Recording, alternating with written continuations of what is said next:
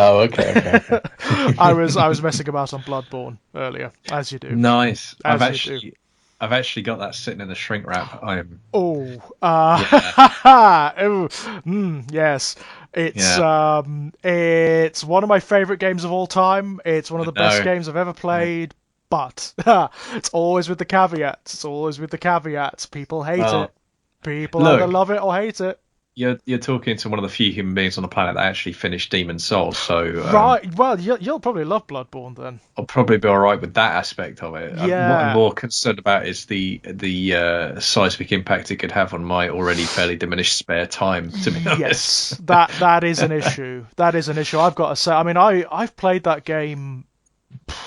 How many times have I played it through now? Many times, many times. And I mean, this time round, I didn't intend to play it. It was its sixth anniversary recently, so Oh, lovely. I was just gonna do like whenever the Bloodborne's anniversary comes up, there's always this event that happens which is called Return to Yharnam, Right. where people who like Bloodborne go online, go on the game, and we play. We just play around Yharnam, we have a little game. We defeat bosses, we do chalice dungeons or whatever. Okay. It's really lovely because it's like a resurgence every year. Suddenly Yharnam fills with people again, and it's really cool. It's really nice. You can see people playing it, in that weird Dark Souls way where you can see ghosts of other players knocking about and whatnot in Right. your game. It's great Hmm. fun. So I sat down and I intended to just have like a few videos on my channel where we just wander around and I just talk about how great the game is and its lore and all that kind of thing. No, Hmm. no, it's a playthrough. It's going to be a playthrough. It's ridiculous. I can't. It's so Dear. good. It's such a good game to play. It Sure. feels so good, and I miss it when I'm not. When I've put it down, I miss it. I want to play it again. Um, It's so sick, yeah. isn't it, when a game gets you like that? I know we were talking about it. One of the things that you've had is they've just rebooted or done a massive re-release of Isaac, right? And you've gone on board there. Bloody hell, Repentance. Yeah. So I Rep- haven't picked up Repentance yet, but I because I've got the PS4, what they did was prompt me to go back and pick up the original PS4 version. So right, I've right. done that. I started playing that again, and I was like, oh man. Yeah, there's a lot on there, isn't there? So if you, so that would be Afterbirth Plus, yeah. I think so, yeah, but I think I haven't even because there's an add-on for that which I haven't Mm, bought yet. I'm actually deliberately passing it out because I did the same thing when I first played it on Steam. I played the original, just The Binding of Isaac, the uh, original version, and I played that for a good long time before I bought the expansion for that, and I'm really glad I did because it was so cool to have played the game for a substantial number of hours and then buy an add-on that changes everything from the first level, like yeah. introduces new creatures and new sort of sets and things like that. So I really liked that because I felt like I mean, mastery is a ridiculous word to use with Isaac, as we've Mhm. discussed before. It's a game that masters you. You don't Definitely, master it. But definitely. I certainly got to the point where I felt like I was getting a handle on things, and Uh, then playing the expansion after that. So I'm kind of hoping to pull the same trick with this. it's kind of what they've done with Repentance is. I mean, this it's the genius of Isaac in many Mm. respects. It's the fact that it is endlessly updatable. Yeah. And endlessly changeable, and therefore endlessly novel. So with Repentance, I mean, Ed McMillan, the guy who created Isaac, is so close to his community. I mean, he does interviews with like the big streamers who've played Isaac, the people who've got the big Isaac YouTube channels. Right. He talks to them. He does fan feedback. He's Mm. constantly got his finger on the pulse, where he's looking at what people want, what they want from the game. And so when these big updates come, they often change the game very significantly because, of course, people get used to it. They start to understand how things work, and so he wants to change it up a little bit. So Repentance has shaken everything up. Mm. It's a really significant update, much more so than I think anyone expected. It's a very different game now. Right. It's a lot harder. That's for damn sure. It's a lot harder. But It's never it's been an easy game, though, has no, it? I mean, no. it's inherently quite a tough game. I think what they've done is they've seen that, like, people got used to the standards of the previous version, which was Afterbirth Plus, and Right. so they wanted it to change it. They wanted to make people feel as though, well, actually, no, I'm not the master of this game anymore. So the stuff like enemy tracking is much better now. So they Okay. will lock onto you and they'll follow you much quicker and with greater perspicacity. You've also got, Right. like, their shots are much more accurate now. Oh, that's unfortunate. It's yeah. I mean, to balance that, what he's done is introduced way more synergies. Okay. There's a load of stuff you can do in this game that, I mean, there's so much in the way of item synergy now that you'll never figure all of it out. You'll never experience everything in this version of the game. Right. It's quite incredible, but there's way more than I ever expected them to introduce. I Yeah. mean, Afterbirth Plus was a massive update. There was loads of stuff in that. This is like that and then again. Right. There's so much, like all the different characters they introduced in Afterbirth Yeah. and Afterbirth Yeah. Plus. Well, now all of them are there, plus several new ones. But there's also this other tier of characters. They're called the tainted characters. So for every character you can unlock, and I think there's about 20 of them now, there is a tainted version. And the tainted versions are like, they have these wild and wacky special rules that change the nature of the game. Right. Okay. It's madness. I mean, as an example, so you've got like the Cain character, and in the Yeah. normal game, Cain is characterized by having really high luck for some reason. He's got That's really, right. really high luck. The Yeah. tainted version of Cain is wild. He changes the game completely. You can't collect items with him. Wow. Right, every time you go to collect an item, like one dropped in a boss room or in an item Yeah. room, Yeah. it explodes into consumables, so you can't collect items. But what he does have is, the D&D bag of holding. Yeah. He's got one of them. And what you do is you gather consumables in the bag of holding, Right. and you can collect different recipes of consumables that then Oh my turn into God. items. Right. Okay. Which he can then use, obviously. Right. All right. Got you. So he's potentially love very it. powerful, but you've got to fight. You've got to learn the recipes, and you've got to like find the right combinations of consumables. I imagine the other synergy with him is if you get the demon that eats items as well, right? I never thought of that, but yeah. Or one of the you're like, imagine if you got him and you got those bag items that pump out consumables, Right. Yeah. like rune yeah. bag or bomb Yeah. bag or coin purse or whatever. Oh man, he's a crazy character, he is, and loads of fun. Yeah. Well, it sounds like they're doing a similar thing with like it sounds similar to the challenges, right? It's that Yeah. kind of vibe. Yeah. They're a bit more That's like, I mean, the challenges do still exist and there are loads of new ones, but it feels like what they've done is taken some of the elements from the challenges and integrated them into the main game, right. Okay. which is great fun. There's alternate paths now, so you can open up different floors by going down alternative exits in every floor. And the alternate paths, they not only have different enemies and different items and different bosses, but they also open up different potential endings and all sorts of shit. I mean, I found the super secret ending in this version, and it's wild. Nice. It's wacky. I won't spoil it for you, but it's more narrative than I would have expected. Oh, that's interesting because you saying that reminded me one of the other games that was an early purchase for the PS4 was Spelunky 2 because Oh yeah, of course. Spelunky was a gigantic favourite of kiddos, and so Spelunky 2 is proving to be as well. Mm-hmm. But that's introduced something very similar where, by the way, we haven't beaten Spelunky 2 yet. Right, okay. Kicking our ass at the moment. But it does have branching paths now. So one of the things it's introduced is at the end of, when you get to the bottom of the first set of levels, you actually have two ways out to choose from, and they take you to different environments. Yeah. That's it's really a similar interesting. thing, it's similar. I mean, it seems to be the way these games go. I mean, what Ed did was throughout like these updates and that were almost like demos. So they would apply to the game for a limited amount of time, and they would introduce different changes, and then he'd get feedback. So did people like it? Did people not like it? And the branching paths was one that people loved. Absolutely loved. But those alternative paths are bastards. They changed the game dramatically. There are some really interesting, weird mechanics in those floors. Like, there's more environmental effects. Oh, okay. Loads more in the way of environmental effects. Like, there's one area that's completely flooded. It's like a sewer, and you can see reflections of the enemies in the water, but a lot of the time the reflections are also enemies. Right. Or there's like water pumping in, and the tide of the water will affect your movement. Oh man. So yeah, it's a one. It's really hard. Great.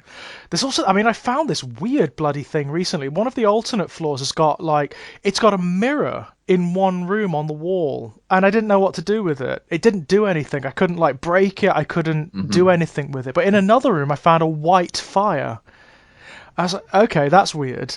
And I touched it, and what the white fire does is it kills you instantly, but you turn into the Lost, which is like a ghost version of Isaac.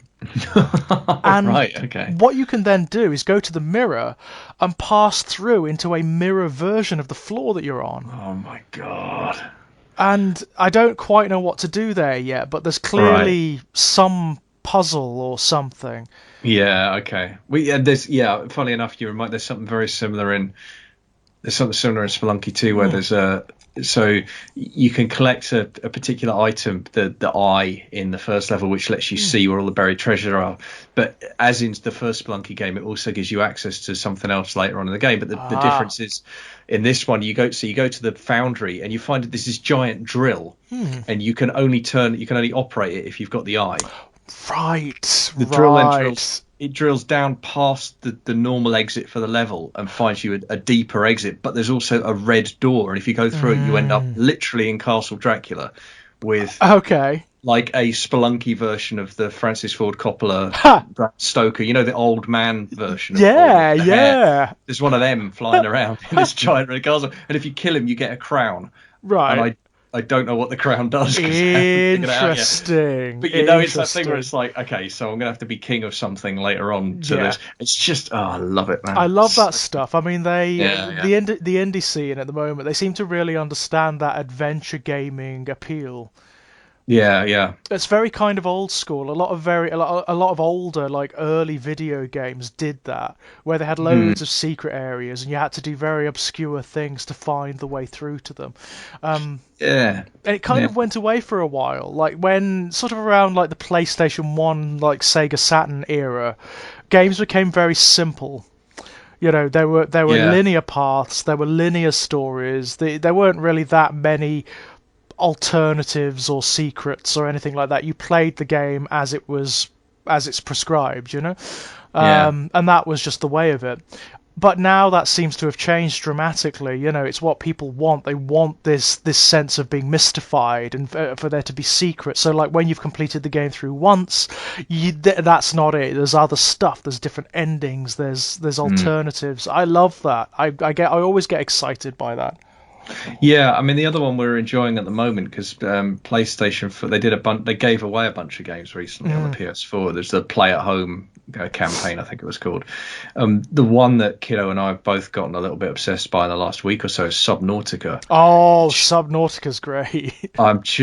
I am loving the hell out of this game, man. Yeah. Because it's got a lot of the qualities I like about Minecraft. It's the kind of the feeling of layers of complexity. I love the whole thing of you find yourself stumbling across ingredients and you're like, okay, I have no idea. What am I going to need fungus enzyme for? Don't know, but I might need it for something, so I'll stick it in a chest.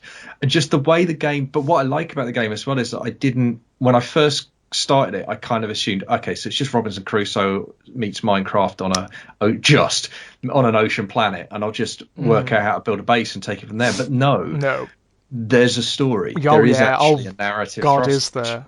Was thrilling. I mean, so we got to the bit where you think you're going to be rescued, and you've got the real time counter.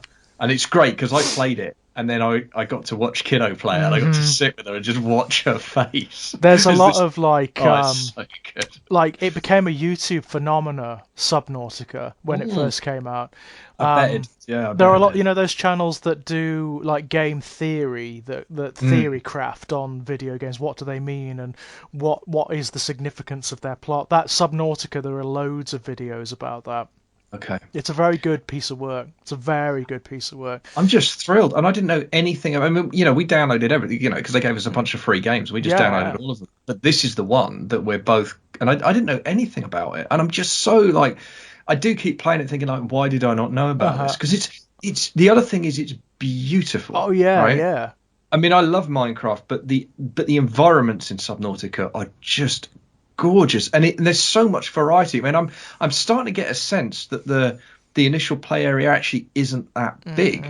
It feels massive, but it's actually not, right? Because you've got this basically this abyss on every side full of creatures I currently one of them, that's the thing that happened to me last night. Someone ate my submarine. I cannot tell you how upset I was. Put it around in my little, whatever it's called, water moth or whatever it's called. I'm so proud of this little thing I've got, and it literally got ate by a leviathan. Devoured, yeah, and I had to like swim away frantically.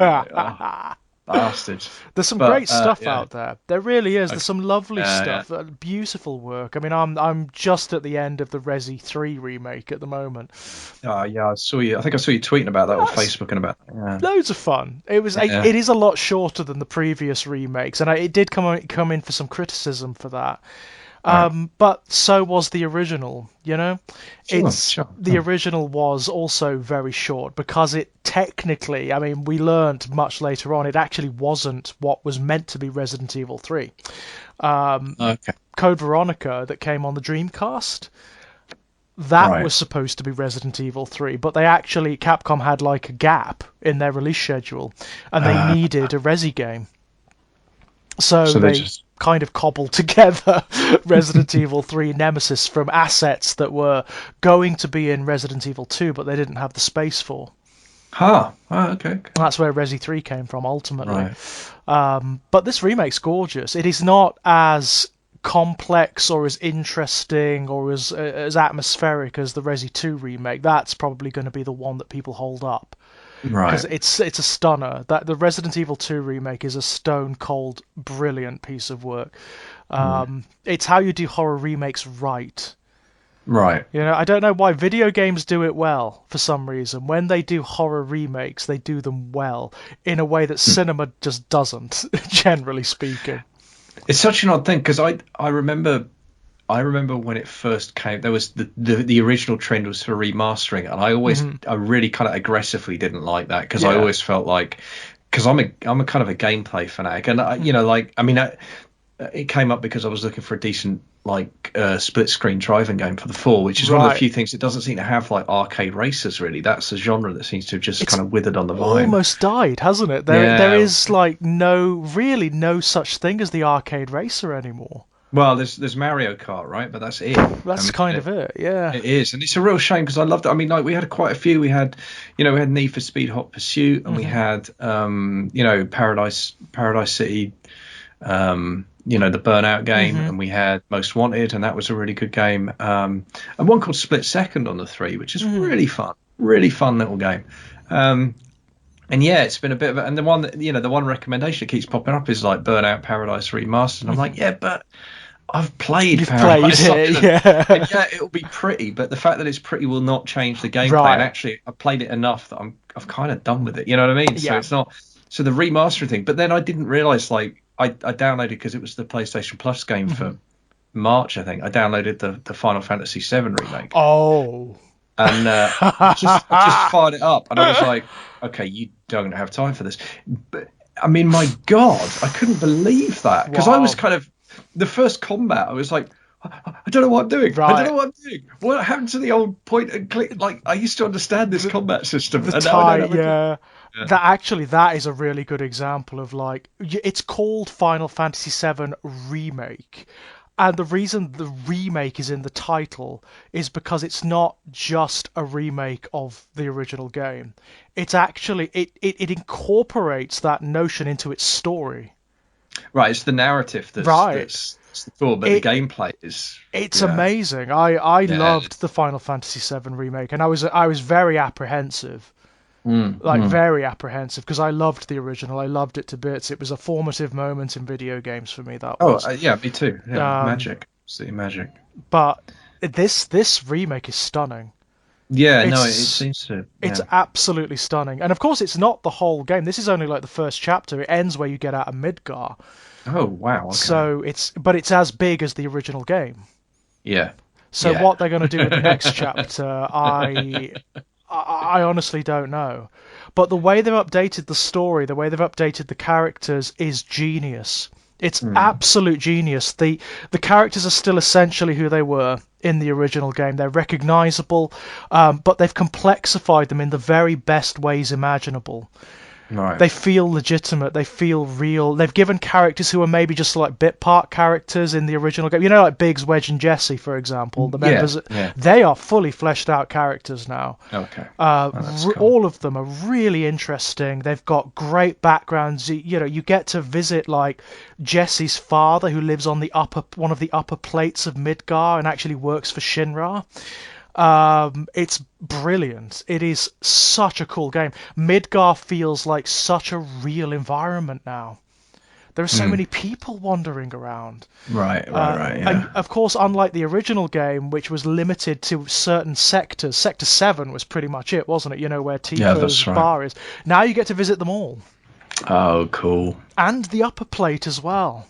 Ooh. So you get to see the upstairs, downstairs thing Sure. Sure. quite much more profoundly. There's this whole thing going on where Sephiroth keeps appearing where he's not supposed to be. Like, you meet him really early, and it's a shock. Right. Like, Cloud runs into him, and you're I've let's played it. You can see I'm like, what the fuck? This isn't right. This isn't supposed to be like this. And the way he talks to you, he's already been through what happens in the original game. Right. This version of Right. Sephiroth Okay. isn't the original one. Huh. So it's like almost like there's a kind of Dark Tower style. Right. He is the Nice. impression. It never like overtly explains it, but what the impression I get is that this is Sephiroth from the live stream. So this is yeah, like this is like the essence of Sephiroth that can never die. It can never be absorbed into the live stream. And what he seems to be trying to do is alter his own destiny. Huh. I He's like trying that. to manipulate the story. Right. It's so cool. It is so cool.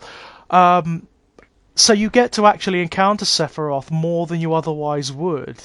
And it's really interesting. It's really fascinating. Cloud keeps remembering things that he hasn't experienced yet. Okay. Well, that all sounds like something else that I don't have time for, but it's really cool. It's great. I've got to say, I loved it to bits. I loved it Yeah. to absolute bits. I was shocked at how much I enjoyed it. Yeah. Oh, that sounds really cool. Because I was expecting to maybe like think it was good, but not to connect with it in the Right. same way I did the original. But you know what? They've done that really amazing thing where it's Midgar. It feels like Midgar. It's got that feeling, the atmosphere of the original game, but it makes it. It just expands it. It just expands it. This is almost like, you know how because of the technical limitations of the original PlayStation, a lot of it relied kind of on your imagination to fill in the Yeah, gaps. absolutely. Yeah. This Yeah. is what was in your imagination while you were playing. This is the Midgar you Sure. wanted. Yeah. It's incredible. It's incredible. They've also I mean, some of the stuff that's a bit questionable in the original, like, for example, Barrett, who's kind of this ebonic, spouting black stereotype in the original. Yeah. Yeah. They've really done beautiful work with his character. Now he's like an evangelist. He's like a demagogue. He is he is the head of this anarchist organization that is trying to bring down the Shinra government, and the corporation, and he is like this incredibly passionate demagogue, and it's really cool. He's a great character. In fact, I think in the remake he's probably my favourite. Probably my favourite character. Tifa, I mean, she was great in the original game. She's a really cool, interesting character with loads of depth. They've given her a lot more in this one. Okay. A lot more. Right. Aeris, when you encounter Aeris is an enigma in this game. She is so interesting because it also feels like she knows what's going on as well. Okay. And you're like, what is happening? I was the way, because of course what they've done is they've realized people know this game inside out. It is actually part of video game history now. Yeah, absolutely. To the point whereby people who never played the original know all the beats of the story. They know that Sephiroth kills Aeris. They know that they know about the live stream. They know about Cloud not being who he thinks he is, and all that stuff. So they've taken that and they've reworked it so that it's still surprising for people. It's great. It's really clever, and I think, I mean, obviously it's hard for us to judge, isn't it, because we know the original so well, but for those people for whom this is their first experience of Final Fantasy VII for whatever reason, youth, or just because they never engaged with the original game, I mean, I can't imagine it doesn't hold its own for that audience as well, because it's certainly like I felt the pull completely. Right. I mean, I had to consciously go like, right, no, dude, you don't have time for this. Right. Because I really did. It was pure curiosity that made me start it up in the first place. I mean, I had it in the back of my head, I was petting it for Kiddo a little bit as well, but really it was just like, what does this even look like? It's quite scary. I will say there are moments in it that are actually quite traumatic, and it actually did, like, whoa. There were a few moments that really did make me go, whoa. It's quite frightening at times. Okay. I will say that, and very, very powerfully emotional. Okay. Powerfully emotional. Yeah. As you'd hope. Absolutely. I mean, it's also done that thing where it's shifted the emphasis a little bit. So, like, towards the end of the first chapter of the original game, the emphasis shifts from Shinra and what it's doing to the planet to Sephiroth. Sephiroth becomes the big villain, the metaphysical villain. In this one, it's really focusing down on Shinra. There is like this political awareness of what's going on in the world. It's about climate change. It's effectively about climate change. Right. They've tied it very closely to movements that are happening now. That's interesting, because I always felt the original was kind of, it always felt to me to be a little bit confused between climate and the kind of nuclear power kind of, you know what I mean? It felt like it was kind of trying to straddle both concerns, if you see what I mean, and a kind of the way it was handling which is not the worst thing in the world. I mean, I liked it because it created its own kind of slightly weird off-kilter thing, and also I guess it's worth remembering, like it's kind of hard to remember now, but there was like a real kind of, there was a really strong like anti-nuclear power movement, not just nuclear bombs, but anti-nuclear power movement especially in the 80s. I guess, post Chernobyl and 3 Mile Island and stuff like that. It's understandable why. Absolutely. It was still quite resonant at the time Final Fantasy VII came out, of course. Exactly. Yeah, definitely. No, they've tied it very closely to present day concerns. I mean, to the point whereby Avalanche, the group that you're part of, who are trying to save the world from Shinra, Shinra even do this mass job where they try to paint them as like terrorists who are trying to kill people, but it also shows you the consequences of what you do, because of course you do blow up these reactors and you do harm people in this game. I mean, you really, like, there's a point after the first mission when you blow up the first reactor, the introduction to the game, you wander around the parts of that area that have been affected by what you've done. And you've got people on the street saying, "Oh my, there's no power, the trains aren't working, the hospital has gone out of power," and it's like, "Oh wow, this is showing you some real, it's very real." And I loved that. I loved it to bits. It's very interesting. One other thing, I mean, this is not what we're here to talk about, but maybe this is something we could come back to. I mean, it's one. Actually, the person I want to tap first is Jack Graham, because he's got. I know this is a thesis he's been working on for some time. But one of the things that's fascinated me lately, the thing I'm thinking of at the moment, is the Falcon and the Winter Soldier series.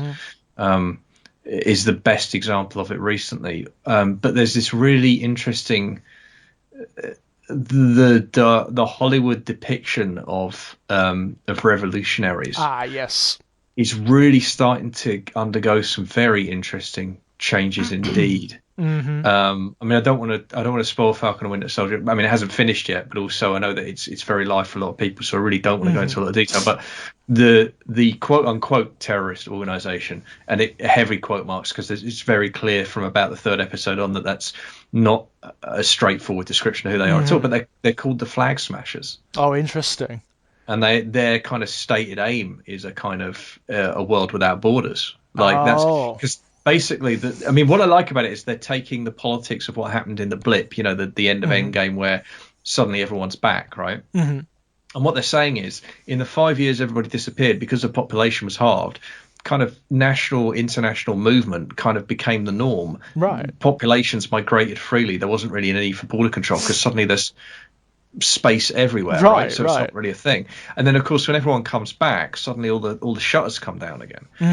And the Flag Smashers, I mean, I'm potentially making it sound a bit more coherent than it actually is, because I think one of my complaints is it's not super coherent, but I think the idea is meant to be that the Flag Smashers basically want to return the world to not by killing half the people, to be clear, but they want the political state that the world was in with the freedom of movement. They want to restore that. They want to get rid. And their whole thing is like, no nations. We're one people. There's no need for nation states. And it's just like very interesting. So they've had a sort of taste of an almost utopian ideal of what it could be, what it could be like. Exactly. Now, the part of me that's frustrated by this is the way that it feeds very neatly into the eco-fascist argument that the problem is overpopulation. And as soon as someone uses the phrase overpopulation, be on your guard. The Malthusian thing. Because they're either gullible or they're malicious, but either way they're spouting a falsehood, a very dangerous falsehood. Yeah, they're wrong. That's effectively it. They're absolutely 100% wrong. Yeah.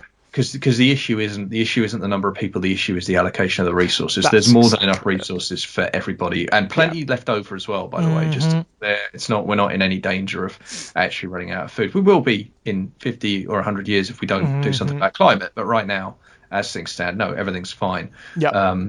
It's just it's just that most of the materials is in the hand of like a very small number of people, and they're not sharing it. And the systems that we've set up just don't distribute it effectively, which is why you've got like entire like mountains of food and waste. But the systems we set up funnel it all up to these people at the top. I mean, it's what it's designed to do.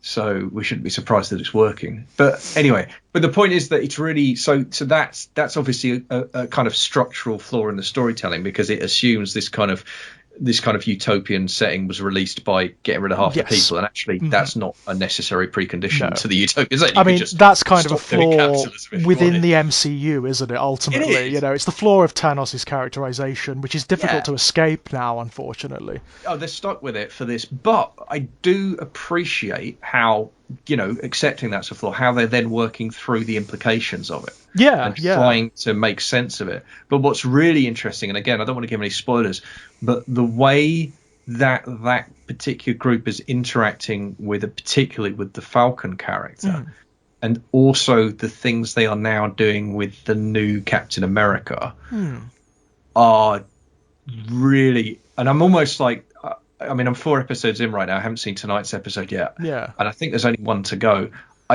I kind of can't imagine that they're going to land this, but I also kind of can't see how they can't land it, given how they've set it up. And it's really, really exciting. That is interesting. It's really fascinating. I mean, again, and I'm talking in very vague generalities because I don't want to. You don't want to spoil it, but anybody. But there's a lot going on, and there are things it's doing that I just haven't seen done before. I mean, the moment where like an unambiguously heroic character, one of the hero characters from the films, I mean, like a big, well-established, an Avenger says, actually, I have an awful lot of sympathy with what you're trying to achieve, to the quote-unquote terrorist.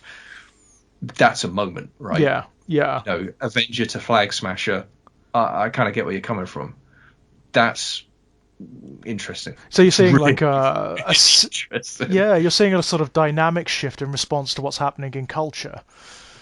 I think so, yeah. And and again, look, there's every chance it could all go to shit in the next 2 episodes. It's entirely possible, but then it's MCU. I mean, it may be a response to what's happening in the comics, because of course the comics, I mean, infamously at the moment, they've taken this very, very kind of like anarchistic turn recently, to the point whereby you've got writers looking to the sort of right-wing talking heads on the internet as templates for villains, which is amusing. There's a lot to that. I mean, funny enough, I've got a novella idea brewing, and yes, if I pull it off, then the villain is going to be very recognisable as a YouTube personality. It was, I mean, you saw the whole Red Skull thing.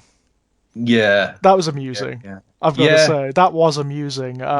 What I found very amusing about Dr. Peterson's response was, if you looked at his Twitter responses, he almost got there. Yeah, I know. It's wonderful, isn't it? He almost, just in some of the tweets, you could almost see the gears turning, where it was almost like, hang on, if this is possible, if it's possible for my rhetoric to be placed into the mouth of essentially a Nazi supervillain so readily, and for it to work so well, does that mean that I have to change? Yeah, but then look, and then he turns around and puts out T-shirts with the logo in red on black that says "Hail the Lobster." It's like, I think you learned the wrong lesson there, mate. I mean, hail? Really, mate? Yeah. Really? Hail, is it?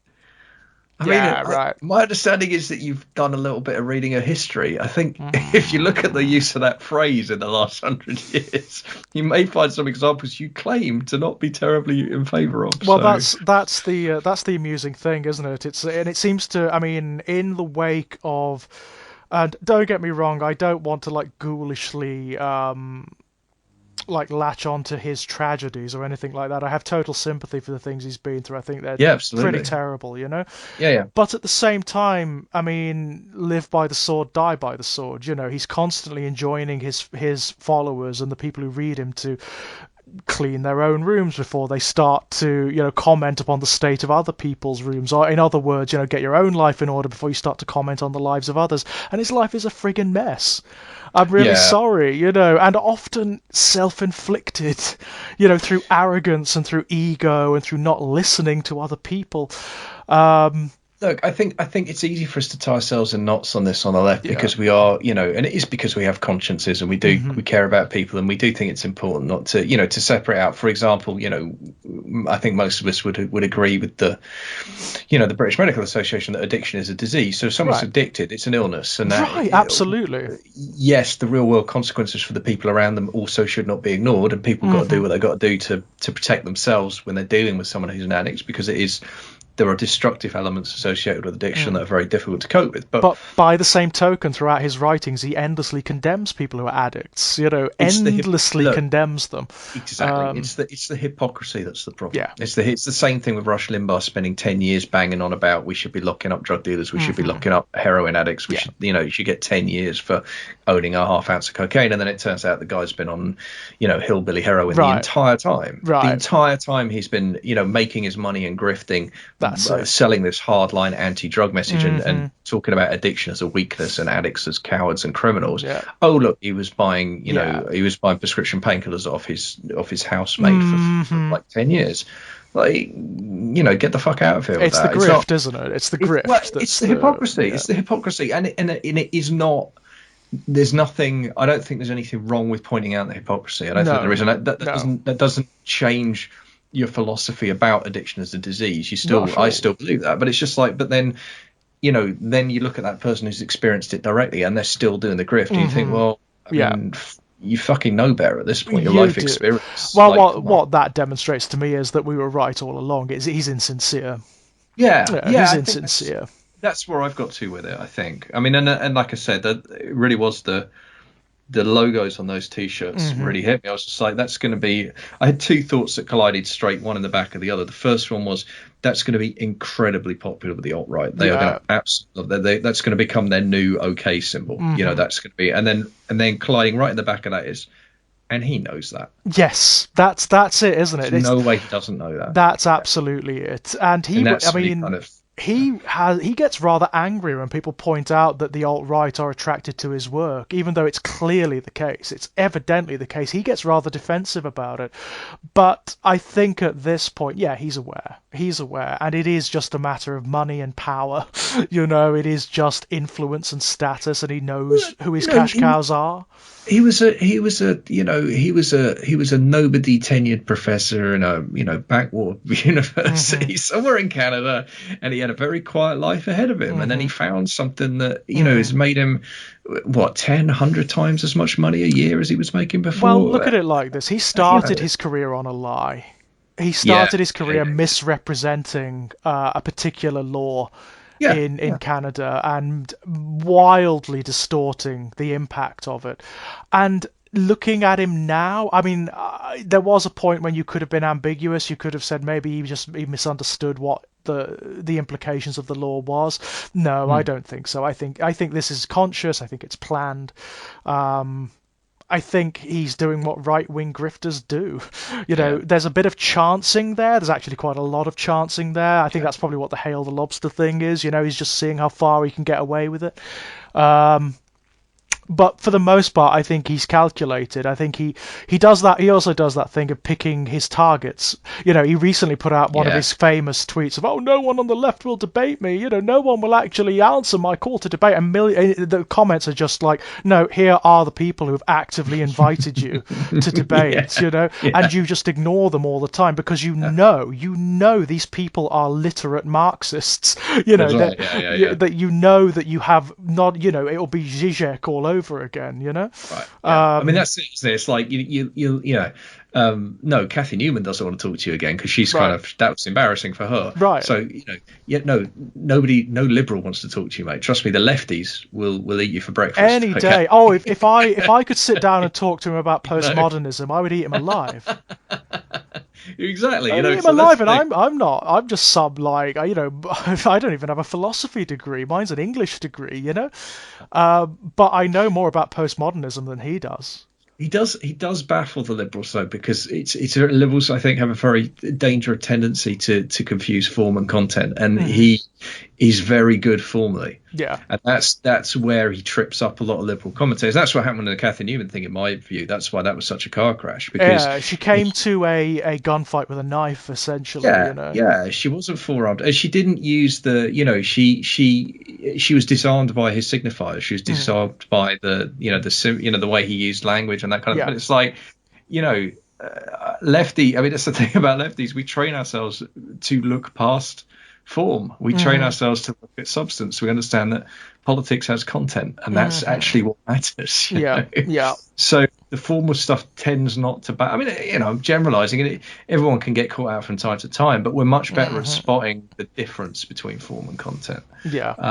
And he won't debate anybody who can do that. Because he won't. It's not in his interest. No, and when he makes the mistake of doing so, it's embarrassing for him. It's phenomenally embarrassing. What I loved that's about that's why he won't do it, because he's learned his bloody lesson. I mean, what I loved about the debate between him and Zizek is Zizek didn't even bother. He was like, this was softball for Zizek. He didn't even bother. It was, he allowed Peterson to sort of embarrass himself. Yeah. There's a guy, I'm not entirely fond of him, to be perfectly honest, because he's part of the whole new atheist thing from the mid 2000s. Matt Dillahunty. Peterson did a debate with him, and again, Dillahunty didn't even do anything. Peterson, he kind of just asked the questions of Peterson that everyone should ask of him, and Peterson comes off as an idiot. He actually comes off as a fool in that interview. I've seen people who are fans of Peterson watching that debate, as it were, and saying, you know what, I like him, but he comes off as a fool in this. And he does. He makes some wacky statements in that one, I'm telling you. No one's ever quit smoking without the influence of God. Dillahunty himself says, I was a smoker, I'm an atheist. Yeah, right. I'm not anymore. Yeah, it's like, that's a nonsense statement. It's complete. It's a non sequitur. There's this. All anyone has to say to that is, yes, they do all the time. I mean, it's kind of, and that's the kind of statement that I think in a saner world would just be disqualifyingly stupid. I think you say something like that out loud. I mean, you have the perfect right to say it and believe it, but you don't get to sit at the grown-up table afterwards. That's exactly it. I mean, for someone like Peterson, like, he should have been disqualified the moment he started like conflating terms like postmodernism and cultural Marxism, whatever the fuck that one means, by the way. I still don't know what he means when he says that. Well, I mean, the people who first coined the phrase meant something very specific indeed. Yes, they did. They did. And again, I have to note the irony of a man who claims to be so horrified by totalitarianism using a Nazi talking point. Oh, he's not terrified of totalitarianism at all. He's terrified of totalitarianism when he thinks it's going to apply to him. Well, that's the right in a nutshell, isn't it? What I love about this is one of the things with Peterson. Almost, he's very sly in the way he advances theoretical solutions to the problems he perceives in society. So he will never say what the solutions are. What he thinks the solutions should be, he implies. So that when someone comes back to him and says, well, isn't this the only mechanism here is totalitarianism? He will say, oh, well, I didn't say that, you're misrepresenting me. And that's what his fans do all the fucking time. It's so frustrating. It's a means of muddying the water. Well, it's that great joke. The other one I'm reminded of is the guy, the increasingly almost terminally obnoxious Sam Harris, and the line about him, but it applies as well to Peterson. I think is Sam Harris is never wrong, only misunderstood. That's it. And that's the Peterson disease as well. I mean, I think Peterson's a little more transparent. Sam's been at it for longer, and frankly, his rhetorical game is better. It's as simple as that. Well, it is. I mean, Peterson and Harris have actually debated, and much as I dislike Sam Harris, and believe me, I do, even more so given recent events. He wipes the floor with him. Of course he does. I mean, that's another knife and gunfight. Only this time it's Peterson with a knife. I mean, that's not. I mean, Harris has got the other thing about Harris is Harris does have a certain amount of rhetorical skill. I mean, I find him detestable, and he's nowhere near as clever as he thinks he is. No, he is is not. No, he is not. Classic disease of someone who's reasonably bright in one area and thinks that makes them a genius at everything, and that's his central flaw. Actually, that's his central failing. Right. Actually, that's Peterson's as well. It was amazing. But Harris is at least bright at a couple of things. I don't think Peterson's really that bright at anything, if I'm honest. No, I think that's true. I mean, I remember like being impressed by Harris when I first encountered him, and that was a while ago, and thinking, oh, this is an interesting chap. But then I started hearing his reasoning with regard. This was in the height of the Iraq invasion and Afghanistan, and his arguments on torture are asinine. Oh, they're asinine. They boil down to well, they would do it to us. Yeah, that's right. That's ultimately it. There is actually no wider reasoning to it at all. That is his reasoning. And I actually went and bought at that time like The End of Faith and read it, because that's where that argument occurs, and I pored over it and pored over it and pored over it, and beneath all of the flowery language and whatnot and the attempts that he makes to obfuscate it, that's what he's saying. That's the ultimate implication, and it's still asinine. It means, well, that doesn't mean anything. Yeah. And also, so what? So what? Even if that's true, so fucking what? That doesn't legitimize torture in any way. I mean, the other one with Harris, where for me he just completely soils himself in public and doesn't realise he's done it, is the thing about when he talks about when you talk about civilian deaths, you bring up, for example, the consequence of American drone strike policy leading to increased numbers of civilian deaths, and mainly as it happens in Muslim countries at the moment, because that's right now where the drone strikes are happening, for reasons related to Iraq and 9/11, of course. But Harris's point is always he honestly thinks that it's a meaningful moral argument to say, oh yeah, but we don't do it on purpose, so right like that, and he really thinks that's a meaningful moral distinction. It's like, it's like, and for me it's that thing of like I keep coming back to this. I get more and more militant about this the older I get. Like, you are what you do in the world. You are not. You are not your intentions. You are not your internal conflicts. You are not your internal morality. Right. You are not the ideal version of yourself that lives in your head. You are what you do in the world. because it is your actions and the consequences of your actions that actually define who you are. And like the thing that drives me nuts about this is like, if you sat Sam Harris down and said, so basically drunk drivers should be let off because they're not responsible, because they don't intend to kill anyone, do they? So everyone would look at it like you're a fucking idiot for saying that out loud. Absolutely. And yet Harris is held up as this incredibly deep, complex moral thinker. It's like, fuck off, man. This is schoolyard bullshit. This is schoolyard. I do believe that for many of the sort of thinkers that came out of the new atheist movement, and he absolutely did. I mean, even some of the others actually have tenure in other areas, don't they? He ultimately came out of that entire movement, and I think part of the reason for their ascendance is because the people and the movements that they were critiquing are so vapid and such easy targets in many respects. You look at the crop of people that they were tackling at the time, and they're so easy to pull apart.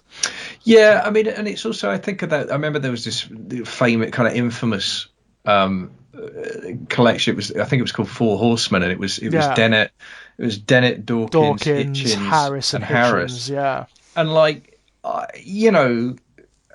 all men I have fairly significant issues and misgiving with for various reasons, but Harris was so clearly not in the same league as the other three very clearly thinkers. It was really a little bit embarrassing that he was there, actually. For him and for them, you started to sense by the end of it, especially Hitchens, who not a man who suffered anyone gladly, really, but especially not people he considered to be intellectually inferior.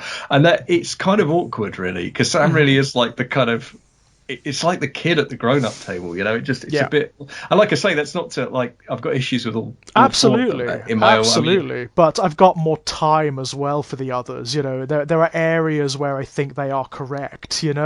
Dawkins writes really well.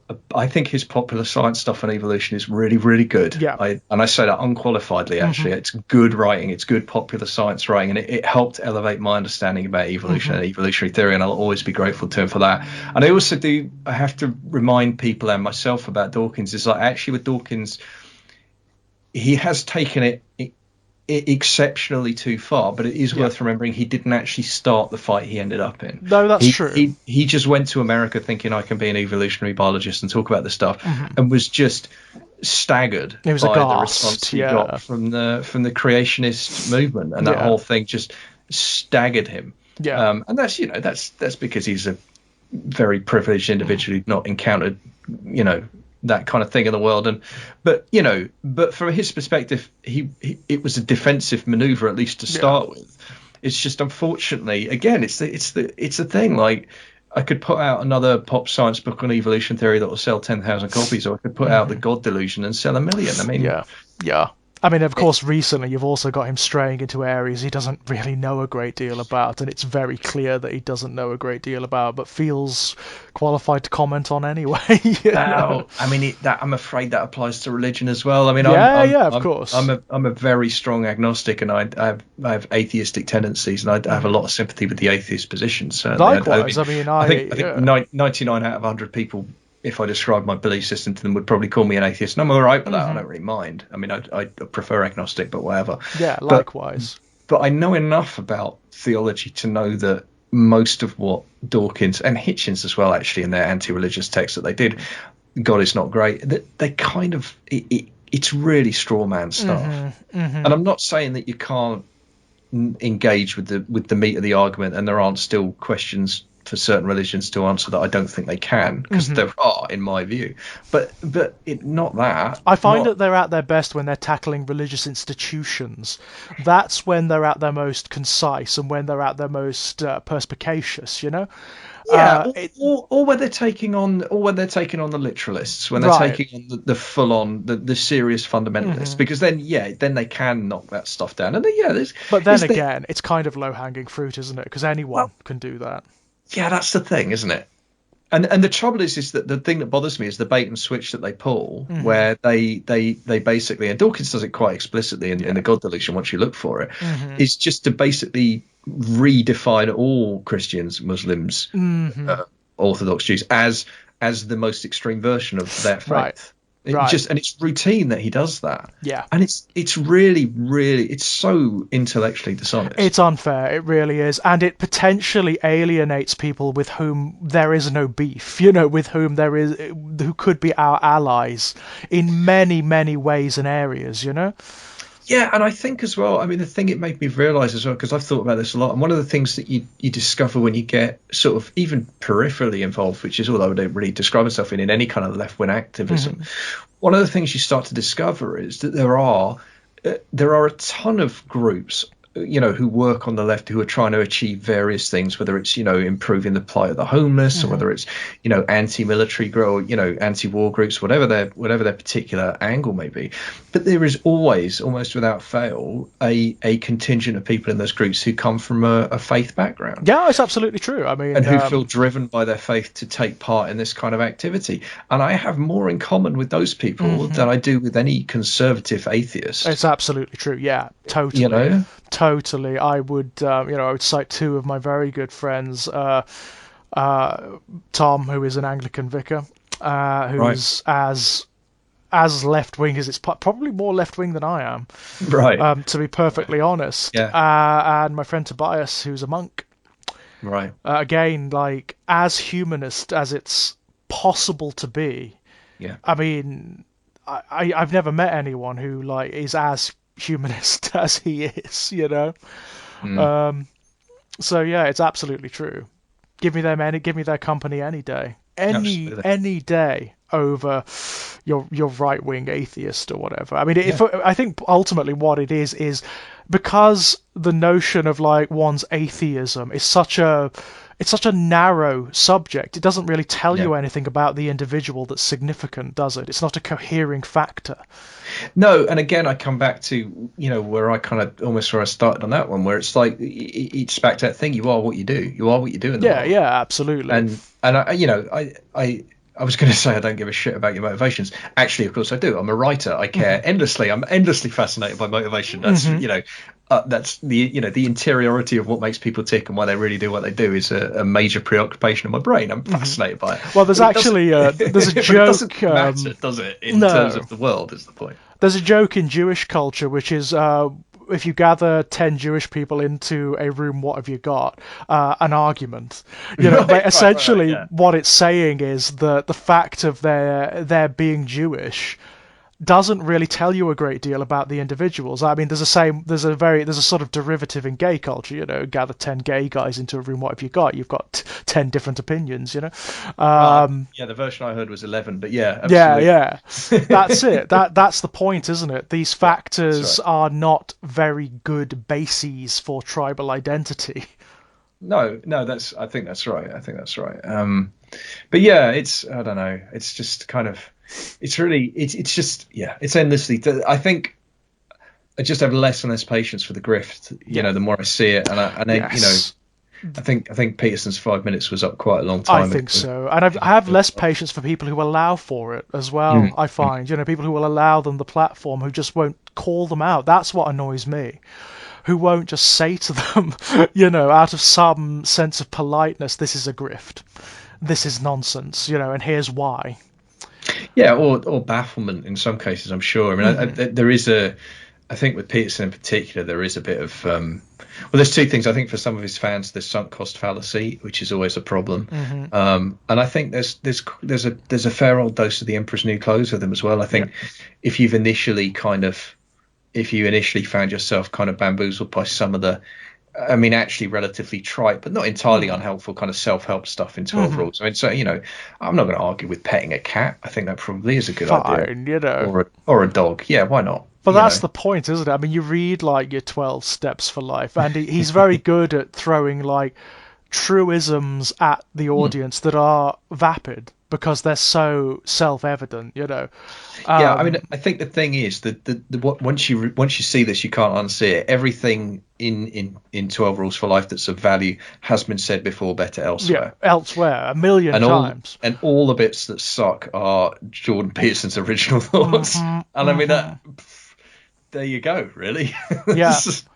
I mean, there is a fundamental failure to grapple with the philosophical complexities of tradition in that work. There just is, you know. Yeah, and I get a little pissed off as well with people who borrow the wisdom of others to create a cloak of wisdom for themselves and then proceed to shit the bed quite as badly as he does. I think that's Right. really infuriating, actually. Right. And I do feel for the people, because the thing you've got to remember is there is always someone who's hearing it for the first time, That's the and thing. they don't know the shoulders of the giants that Peterson's standing on and defecating on himself. And they just see, if you just see the words in isolation and you've never heard them before, yeah, some of them, they will resonate. You go, wow, that's really deep, that's really impressive. Oh, he's very clever at that. He's very clever Yeah. at because he's throwing out ultimately very simple notions, and people want simple answers, to complex ideas. Yep. A lot of Absolutely. I mean, you come to a lot of philosophical writings, and they're hard to grapple with. They're hard to grapple with because other philosophers actually tend to, for all of their problems, do tend to grapple with the innate complexities of being in a way that Peterson doesn't, I'm afraid, Yeah. No, that's right. So you don't get simple answers. In fact, what you often get is not answers at all. You get other questions. I think if you're lucky, you get better questions. Better questions. Sometimes that's the most. You know what you should do? If people want, they should go and read the Marquis de Sade. Oh God, I don't know if I'd go that far. Yeah, go and read Philosophy in the Boudoir. Philosophy in the Boudoir. I knew you were going to say that. Go and read Philosophy in the Boudoir. Maybe only the once though. Eh? Only the once, At least you'll get, even if you don't understand the philosophy, you'll get titillated. So. Well, I don't know if there's something wrong with you. Maybe that's pretty. That's a pretty rough read. It's a rough read, yeah. It is a rough read. It's pretty vile on many areas. Yeah, definitely. Yeah. But it's a difficult one because in order to understand what Peterson is doing, you do need to read other philosophers. Unfortunately. Yeah, no, that's true. What I will say about that story is it does, unlike Peterson's work, it does contain actual philosophy. Well, it does. Yeah, it is in that sense. It is definitely a superior work. It's a superior work. Yeah, definitely. Yeah. Or ironically, do what he knows his readers won't, but which he enjoins them to do. I mean, that's one of the most amazing things about Peterson's culture that he's created around himself. He endlessly refers to other philosophers and other writers, but explicitly kind of doesn't want his readers to go and read them, because if they did, they'd see the grift. Yeah, that's right. They'd see the misrepresentation. So actually do it. Go and read Dostoevsky. Yeah. Go and actually read Dostoevsky. Go and read Orwell, that he cites endlessly, and you'll realise. Actually read Orwell. Yeah. Please actually read it. Don't read the Cliff Notes. Don't pretend you've read it. Read this Orwell. This is the Jordan Peterson drinking game. Whenever he cites an idea, whenever he makes reference to a concept, stop the video. All right. Go and look it up. Go and read it. When he says postmodernism. Yeah. Go and read what postmodernism is. Go and read a postmodern philosopher. When he uses the term Marxism, go and read Marx. This is what he doesn't want you to do. This is what he explicitly doesn't want you to do, because the moment you start doing it, you realise that he's misrepresenting everything he's fucking telling you. Yeah. And absolutely. that's the end of it, Yeah, and that's the mark of the guru, isn't it? Is that it's I did the listening for you, so you don't have to. Funny enough, that was Rush Limbaugh's shtick. For years, he would always end his show by his Friday show. He'd always end with saying to take the weekend off, relax, chill, don't worry about it, don't bother turning on the TV, don't read the newspapers. I'll be doing all of that for you. Oh, the wonderful thing about Limbaugh is we don't have to worry about him anymore. He's burning in hell somewhere. There's a great podcast called Behind the Bastards, and they did a 2-parter on Rush Limbaugh. And the moment in that I shamefully have to admit, it caused me almost physical pain from laughter. And it's one of those wrong statements that once you've heard it, you're just like, that's perfect. Because there was a bit where he's describing Rush's early life, and he says it was somewhere around this time that Rush Limbaugh was introduced to cigars. And I'd just like to thank whoever it was who did that. Yeah. Because it spared us. Because his grandfather lived to be in his 90s, and what the guy said was basically whoever introduced Rush Limbaugh to cigars probably saved us 20 years of having to deal with Rush Limbaugh. So thank you, unnamed hero, for introducing Rush Limbaugh to tobacco. And I totally echo the sentiment. not all heroes wear capes, I guess. No, I totally echo the sentiment. I mean, Yeah. if you could somehow preserve the cancer that killed him, you put it up in an art gallery or a museum or something, I'd be exceptionally happy. Oh, what a dreadful human being! My goodness. Yeah, I mean, what bothered me in the aftermath of his death was the amount of people who were flooding Twitter to go, "Oh, it's going to get ghoulish around here." No, I'm really sorry. Don't dare come at me, or any person who was from any demographic that man Well, this is it. Yeah. targeted. This is it. Don't ever dare, because you know what I always say to them: where were you? Exactly. Deafening silence. No, listen. Deafening fucking silence. Listen to him reading out the lists of gay men who died of AIDS and laughing about it on his show, and then tell me anyone shouldn't have an emotional response to his death. Exactly. Whatever. But what bothers me is it's always the same, isn't it? You get the finger wagging when it's you, when it's when it's like the victim demographics actually saying, no, actually, it's good that this person isn't shatting on us from on high. But when these people are celebrating death, when they're actually celebrating genocide and whatnot, they're silent. There is deafening silence from the same quarters, and it's like, no, don't try that with me. There are. I mean, yes, there are a few. There is a genuine, very, very small number of hardcore people for whom it is a point of principle that you don't say anything unpleasant about someone when they've died, and they apply that equally. And okay, fair enough. That's your choice. As long as you're not telling anyone else what they should say or feel. If that's the way you feel, that's fine. That's great. That's your morality, and I respect that, actually, if that's how you choose to be in the world and you're consistent with it. But the thing that bothers me is, I guarantee you, every single person who was getting on their high horse about the Rush Limbaugh, like the overlap between the people who were offended, in quote marks, by the response to Limbaugh's death. Yeah. Go to their Twitter feeds. The last time some unarmed black teenager got shot. Exactly. Deafening silence. No, it won't even be deafening silence. It'll be, oh, I bet he was a drug dealer. I bet he had gun. I bet. They'll be actively smearing the deceased. Yeah. Yeah, mention Matthew Shepard. And those same people will be, how dare you be horrible about Rush Limbaugh? It's like, because fuck you. Yeah, fuck you. Exactly. Fuck you. 3 ways from Sunday. Yeah. I don't deal with it. It's just like, no, I'm not having that. Again, I consider it to be a kind of grift in its own peculiar way, It's people who want to feel self-superior. Yeah. But are afraid, ultimately. They're afraid of actually taking any position on anything that is meaningful. Yeah. Listen, I should have said this about an hour ago. I'm just conscious of time. I don't know when the missus is going to get home, but she is going to arrive home at some point, and I might have to leave the conversation quite suddenly. Okie dokes. Yes. So we do have a topic. As you'll have gathered, listeners. Yes. As again. Just like completely organic segue into the subject matter. Kit and I, we recently watched who produced this, by the way? Because it's an American show, isn't it? I believe it was a co-production. I believe it was co-production between the BBC and an American network. Correct. I want to say AMC. AMC, correct. That's right. I think I want to say AMC. It is AMC. That's right. The adaptation of Dan Simmons' The Terror. Yes. Yes. Oh, wow. Why was it buried on the BBC, though? Why wasn't this advertised to, like, hell and back? Now, here's an interesting thing. This isn't the first time it's been shown in the UK. It was available previously on some kind of one of the pay channels. I don't know which one, because funnily enough, I was talking to Stephen Volk about this. He came on the Rightopolis show that I do with RJ Barker a few weeks ago, and he said he was raving about this show like a year ago. Right. He'd got it on. I don't think it was Shudder, but there was some service that ran it. I guess it must be some AMC affiliate, and he'd seen it there. Yeah. And he'd raved about it to total silence. And now here he is a year later, and he was kind of, how Stephen's delightfully, he loves playing the grumpy old man on Twitter. It was like, I was raving about this 12 months ago. Where were you lot? It's like, well, we were waiting for it to turn up on the PC. It's true.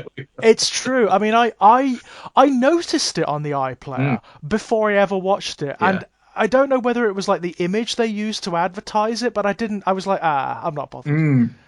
I'm not bothered because the way it looks, and even the write-up on the iPlayer, when you hover your cursor over it, they write it up as though it's a horror series, like a very standard horror series about supernatural horrors.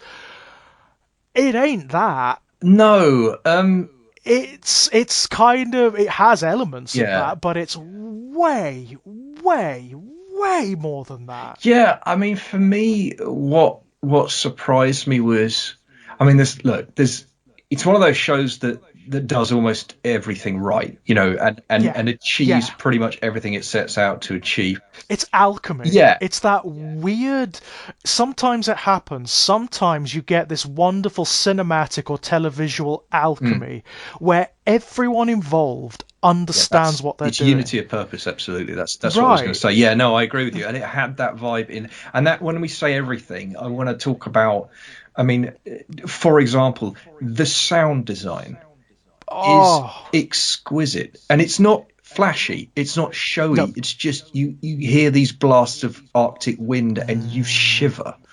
Creaking, like the creaking of the wood in the ships as they freeze. Things. They are living things, and they are shriveling in this intense cold. And you can hear the Erebus and the Terror, which are like simultaneously, they are sanctuaries and hells prisons. At the same time.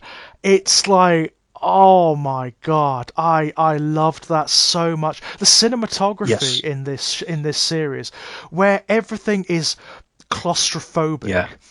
Everything in the, certainly early on, it expands out later, but early on it's these, you so get the impression of these ships, like they are almost like these, they're insane asylums. They are places where people are slowly going mad together, where all of these little pre-existing tensions are just ratcheting up and ratcheting up and ratcheting up and being exacerbated by other things that are going on.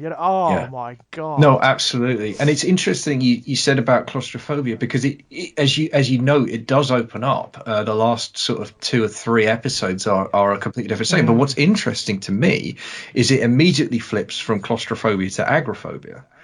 Yes, it becomes so expansive and so open. So you get the horror of desolation. That's right. It's an incredibly threatening environment. And the bit that actually haunts me the most is not the ships. It's the endless sea of rocks that they walk across for the last sort of 2 or 3 episodes, because it's so hostile. It's so inimical to life.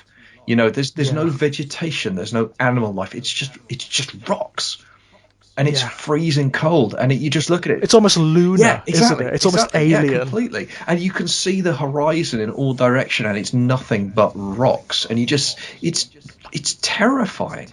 It's a terrifying environment, But what I love about the show is that it is so aware of that it utilizes it to the nth degree. It exacerbates that notion of the environments being living things. So initially you get the boats, and they are living things, and they become very hostile to the people who are sealed within their wombs, if you like. True.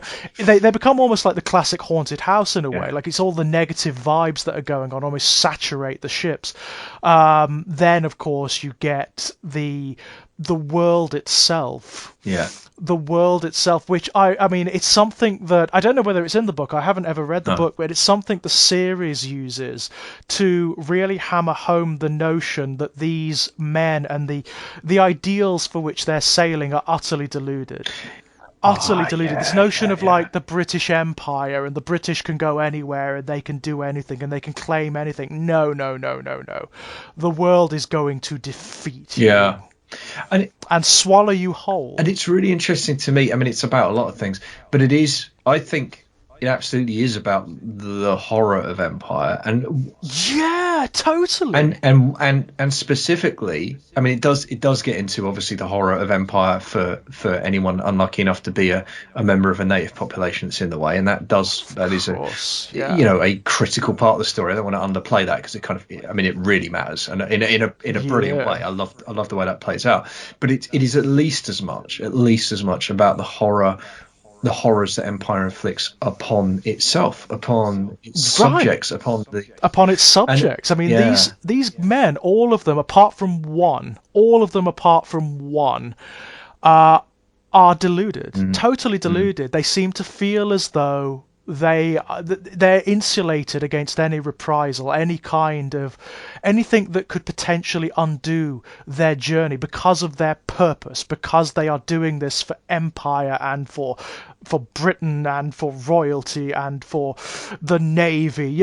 It seems as though that nothing can actually harm them. So when it actually all does start to go very, very, very wrong indeed, nobody quite knows what to yeah. do. No, absolutely, and it's. I mean, one of the many things I love about it is how the entire thing acts as a kind of a screaming and bloody rebuke to the absolutely ubiquitous, and I find increasingly like nauseating keep calm and carry on Oh yeah, mentality. I love how this just mercilessly on it skewers just it, yeah, doesn't but it? it does it in what I love is it does, I mean, it takes it apart methodically. This is an autopsy of keep calm and carry on. It lays it bare, Yeah. step by step. It flays off the skin. It exposes the internal organs. It Yeah. points to look, see how this all fits together. See how it doesn't work. See how there's blood everywhere. I mean, and that is such a good analogy because that really does capture the incredible suffering that is on screen here. I mean, Yeah. one of the things that really shocked me is how graphic it gets. I mean, and it shows you everything. This show really wants you to understand what a hellish experience. Just not even because of the more abstruse things that happen Right. on this journey, but just being at sea at this Yeah, time absolutely. was like. So things like scurvy, things like if you got an injury, even a minor one, on one of these journeys, you were likely to become very ill. You might have to have a limb Yeah. amputated or whatever. But that just escalates and escalates, doesn't it? I mean, to the point whereby you get the problems with the cannery process that they've used for their canned food. They discover, of Yeah. course, that their food has been sealed with lead. See, that was absolutely key to me. That was one of the key observations, because when we're talking about the evil of empire, we're also inevitably talking about the evils of capitalism, because the two are inexplicably linked. Empire is Yep. is capital's sort of primitive accumulation phase, and yeah, that is what I love about it. Is it's not a metaphor. It's a No. real thing. It's an absolutely real thing, and it layers in this wonderful extra element to the escalating paranoias and tensions and insanity, because not only does it mean that the food is ultimately rotting, it also means that the water and the food are saturated with lead. So some of the more abstruse things that go on in this show, I mean, there is an extra level of horror from the beast, from the creature that appears out of the snow, which is beautifully rendered. I mean, initially you see nothing. Yeah. You only see the effects of it initially, and actually all the way to the end it could still be supernatural. This thing, it's almost like a manifestation of everything evil that they've ever done, isn't it? That the Empire has ever done come back. Yeah, and I also them. think it's kind of, I mean, it's explicitly whatever it is, the creature. It's explicitly something that the native population is engaged with and has come to an accommodation with in some way. That's very clear, and it's part of their wider order and possibly part of their spiritual life. I'm not sure how explicit but you know what I mean, like it's built into their ecosystem. It's part, and they understand I think there's a symbiotic relationship, or at least mutual respect. And of course, the British Empire just plows its way right through the middle of that with nary a thought, and is absolutely shredded as a result. And that's, I mean, there's a kind of I mean, the metaphors keep piling up, don't they? But if you think about it in terms of, I mean, it's very difficult. I don't want to inadvertently fall into the trap of of kind of fetishizing indigenous populations and indigenous lifestyles. Right. I'm not going to do that. But there is a thing about just how ferocious the empire is in its in its exploitation of natural resources and its destruction of natural environments. And we were talking earlier about global warming. I mean, I actually think that the global warming metaphor is very apt for this, because it is, the empires, ultimately the empire's lust for coal and later petroleum is what's led us to a crisis that's becoming increasingly existential with every passing week at this stage. We really are at a tipping point beyond which we're going to fundamentally alter the world in dreadful ways. And I feel like, for me, the symbolism of the monster represents that almost is nature. It's almost like the future, isn't it? It's almost like the ghosts of the future. That's right. And it's actually, I mean, again, very wary of fetishizing like a native culture or whatever. But the reason why I think this particular native culture is such an apt contrast is because they are the antithesis of the British Empire. They are contained to a very particular environment. They have evolved within a completely hostile environment and learned to live with it. So they are reliant upon what nature gives them. Yeah, and that's it. And they figured out. I mean, within that, they figured out some very sophisticated survival techniques. So absolutely, it's a and the fact that job. I mean, the fact that this show inverts the white savior narrative as well. You know, I thought that was brilliant. I thought that was absolutely wonderful. It takes the whole sort of Pocahontas, Avatar nonsense, and it turns it on its head. What it really demonstrates, it's that theme coming back, isn't it? The fact that empire and the dreams of empire, the delusions of purpose and poetry that they fill their subjects with, are unfulfilling. Ultimately. And actually, what the only survivor of the Erebus and the Terror actually realizes is not only are they unfulfilling, they are lethal. Because he is the only one, the only survivor at the end. And of course, he turns his back on it. That's brilliant. I love it. He has the chance to go back. They come looking for him, and I love that. I love that so much. And he chooses this life, this pared down, rarefied existence. No, I thought that was I adored that. I mean, to build on what you were saying there, I don't think it's any coincidence that the two most moral characters in the story on the ships, which for me are Henry Goodser and Francis Crozier, are the two people who make the most efforts to learn the language of the natives. And I don't think that's any coincidence whatsoever. They have an inherent curiosity about the other, a positive curiosity rather than and they neither. It's like there's moments those two share together where they're talking about what we're going to do about the native woman, and it's very clear, or to me it seemed very clear anyway, that they understand, actually really understand, and it sounds like such a banal thing, but given the period, it's not. They understand that this woman is a thinking, breathing human being, exactly the same as them. Yes. And they also know nobody else on the ship really believes that. And you can see them trying to navigate that, their understanding with their knowledge of their shipmates' lack of understanding. And how the hell are we going to get through this? And how are we going to get through this without this woman having something horrific happen to her? Yes, and understanding at the same time, even if it is only tacitly, they understand that this woman could so easily become the focal point for their tensions and for their paranoias. That she could become their scapegoat ultimately. They are so aware of this. Yeah, at the drop of a hat, that could happen. And it's because, and I just thought, it's so, I really appreciated the sophistication of that, and I also liked how trapped those two men are by the forces that surround them. Because that's the other thing about it, is like, what I like about it is by having those two men in there, it means that you're not dealing with a straightforward just a ship of complete bastards or complete idiots or a mixture of the two, right? Those are two, I think, fundamentally morally decent human beings. But they cannot escape the chains of the structures around them. And those structures, they are worn down and constantly held back and constantly. So, and it's that thing about, like, it's not even possible to do good if you're in a sufficiently corrupt system. Like, it just isn't. No, absolutely so. Absolutely so. I mean, Crozier is probably the most tragic character on the ship because, of course, the only reason he's there is because he himself is an outsider, or he has been forced into the position of an outsider in this system, no matter how good he is at what he does, no matter how hard he works, because, of course, he is Irish-born, isn't he? Yeah. Yeah. And that in this particular culture means that he will never ascend to the status that he wants or needs. He's also somehow deluded himself that he wants to marry this into this family that probably isn't going to benefit him a great deal, you know? Yeah, no, that's right. And I mean, it's a wonderful performance. I was thinking about, I mean, Oh, it's so bloody yeah. good. I was mesmerized. I was absolutely mesmerized by that performance. I always am.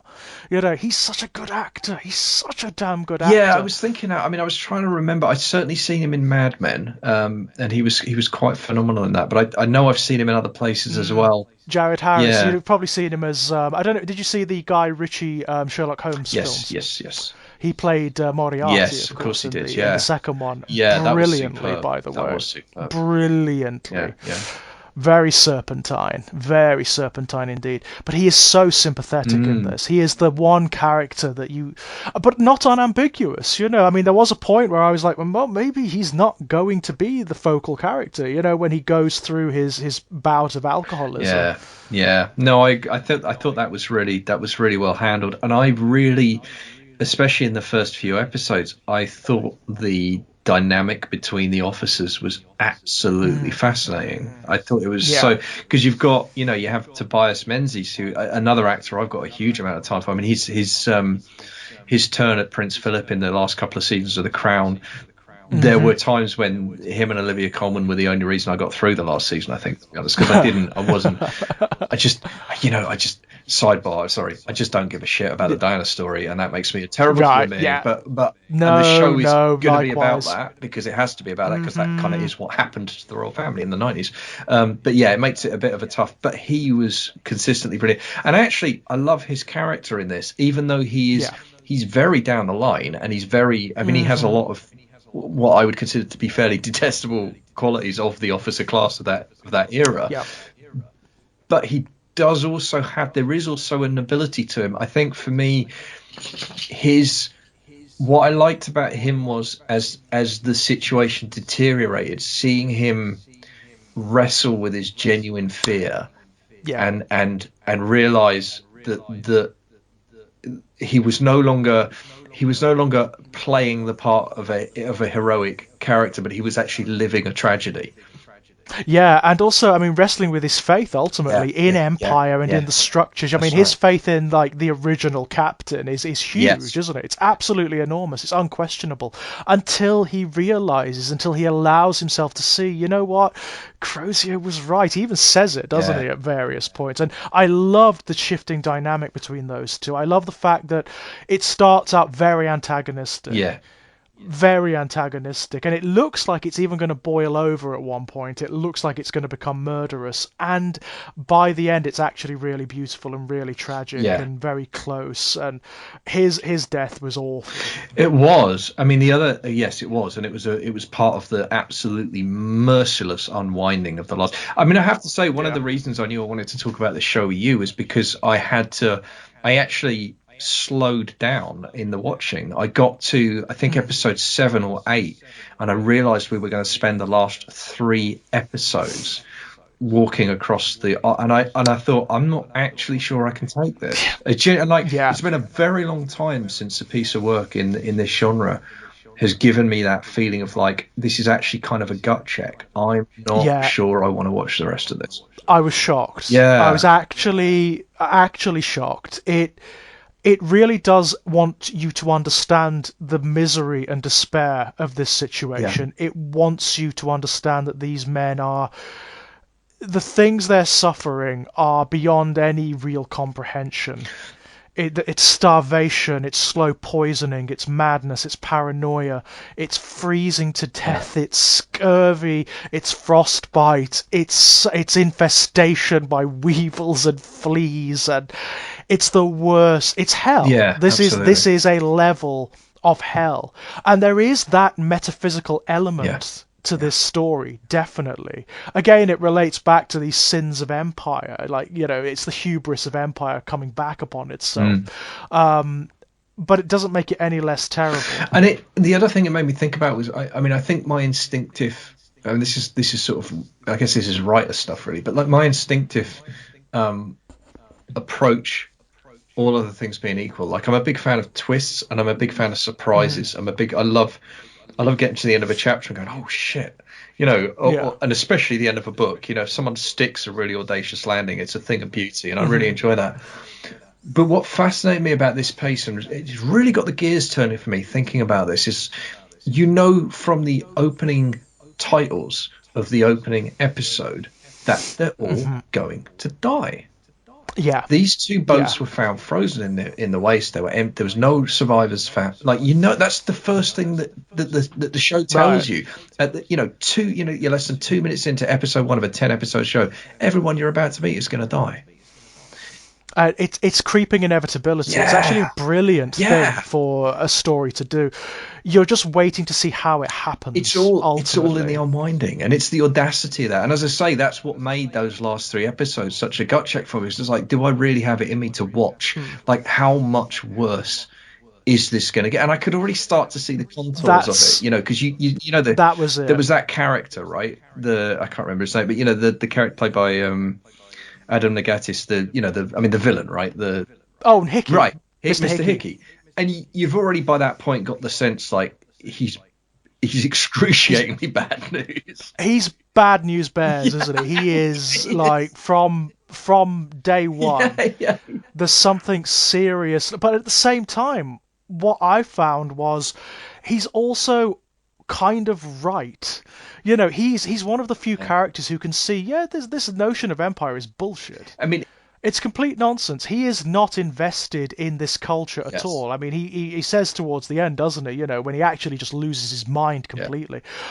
He says, I was going to abandon you. I was just going to get off at whatever port we got to, whatever sunny island we found ourselves on, and I was going to go make a life for Well, he was. I myself. mean, he wasn't who he said he was he? That was the entire point. No. He The whole notion, he wasn't Cornelius Hickey. right. You never find out who he No, is. he murdered Mr. Hickey and took his place on the boat. I mean, Hmm. that's brilliant, and it makes what I Yeah. like about that revelation is it makes sense of everything you've seen to that point. It all Yeah. suddenly slots into place. Of course, and what I also love about it is you're right. It makes sense of why he was the only other clear-eyed person on the entire voyage. Of Because course. he hadn't been to training school, he hadn't been through office school, he hadn't been Right. inducted, he hadn't been indoctrinated, none of that.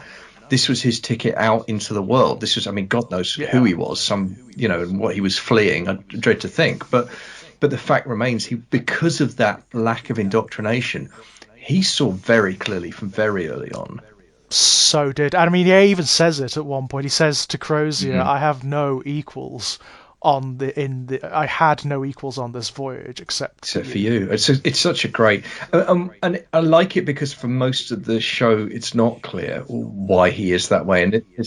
and that makes him a really fascinating kind of villain character because there is almost something quite. And the other thing about it is, if you think about it, sorry, this has just occurred to me, it's the duality. So you've got two men who are seeing things clearly, and they are Hmm. absolutely yin and yang in terms of how they respond to that knowledge.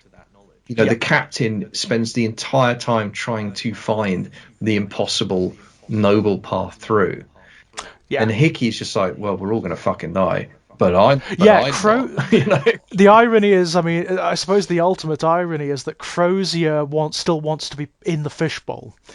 He's outside of it looking in and he still wants to be part of it. Hickey is outside and saying, why the hell would I Mhm. want to be in there with you? Actually, You that's a know? good shout. I hadn't really made that connection, but you're right. That's the other thing they've both got in common, and that's probably why they both see it clearly. Is they are both outsiders in different Hmm. ways. That's absolutely right. Yeah, that is key. That is key. Hickey wants to be, though. Hickey is aware of his status and is able to utilize that as a kind of weapon, ultimately. But of course, by the end, I mean, his ending is Oh amazing. yeah, it is. It's amazing. He loses his mind, doesn't he? I mean, he Yeah, sees, or does he? I mean, that's the wonderful thing. He sees, he sees something in that yeah, creature that nobody else does, yeah. doesn't he? He gets a taste of the metaphysical, and his ending is ritualistic. Oh, I loved it. And I, I I tell you what, I really, really loved about his ending more than anything else, when he does, because I couldn't figure out where it was going. I really couldn't, and which I no, love. I love that when a story does that to hmm me. But the moment when he started to remove his tongue, right, And all of a sudden it clicked in my head. Oh, he thinks Yeah. that'll work. And then I genuinely had that moment where I was like, that might work. What if it what if it does? does? Yeah. Exactly. What if it does? Oh my God. And like, it didn't matter that it didn't. And in fact, I'm glad it didn't, because I think actually that's Yeah. how the story should, because it's like, no, dude, you're still not part of this thing.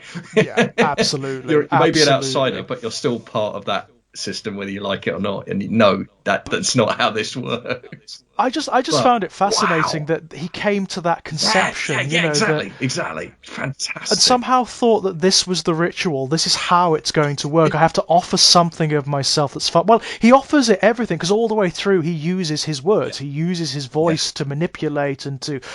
I mean, he is an amazing character. He's an amazing character. The way he works, the manipulations, and the way he institutes the rebellion.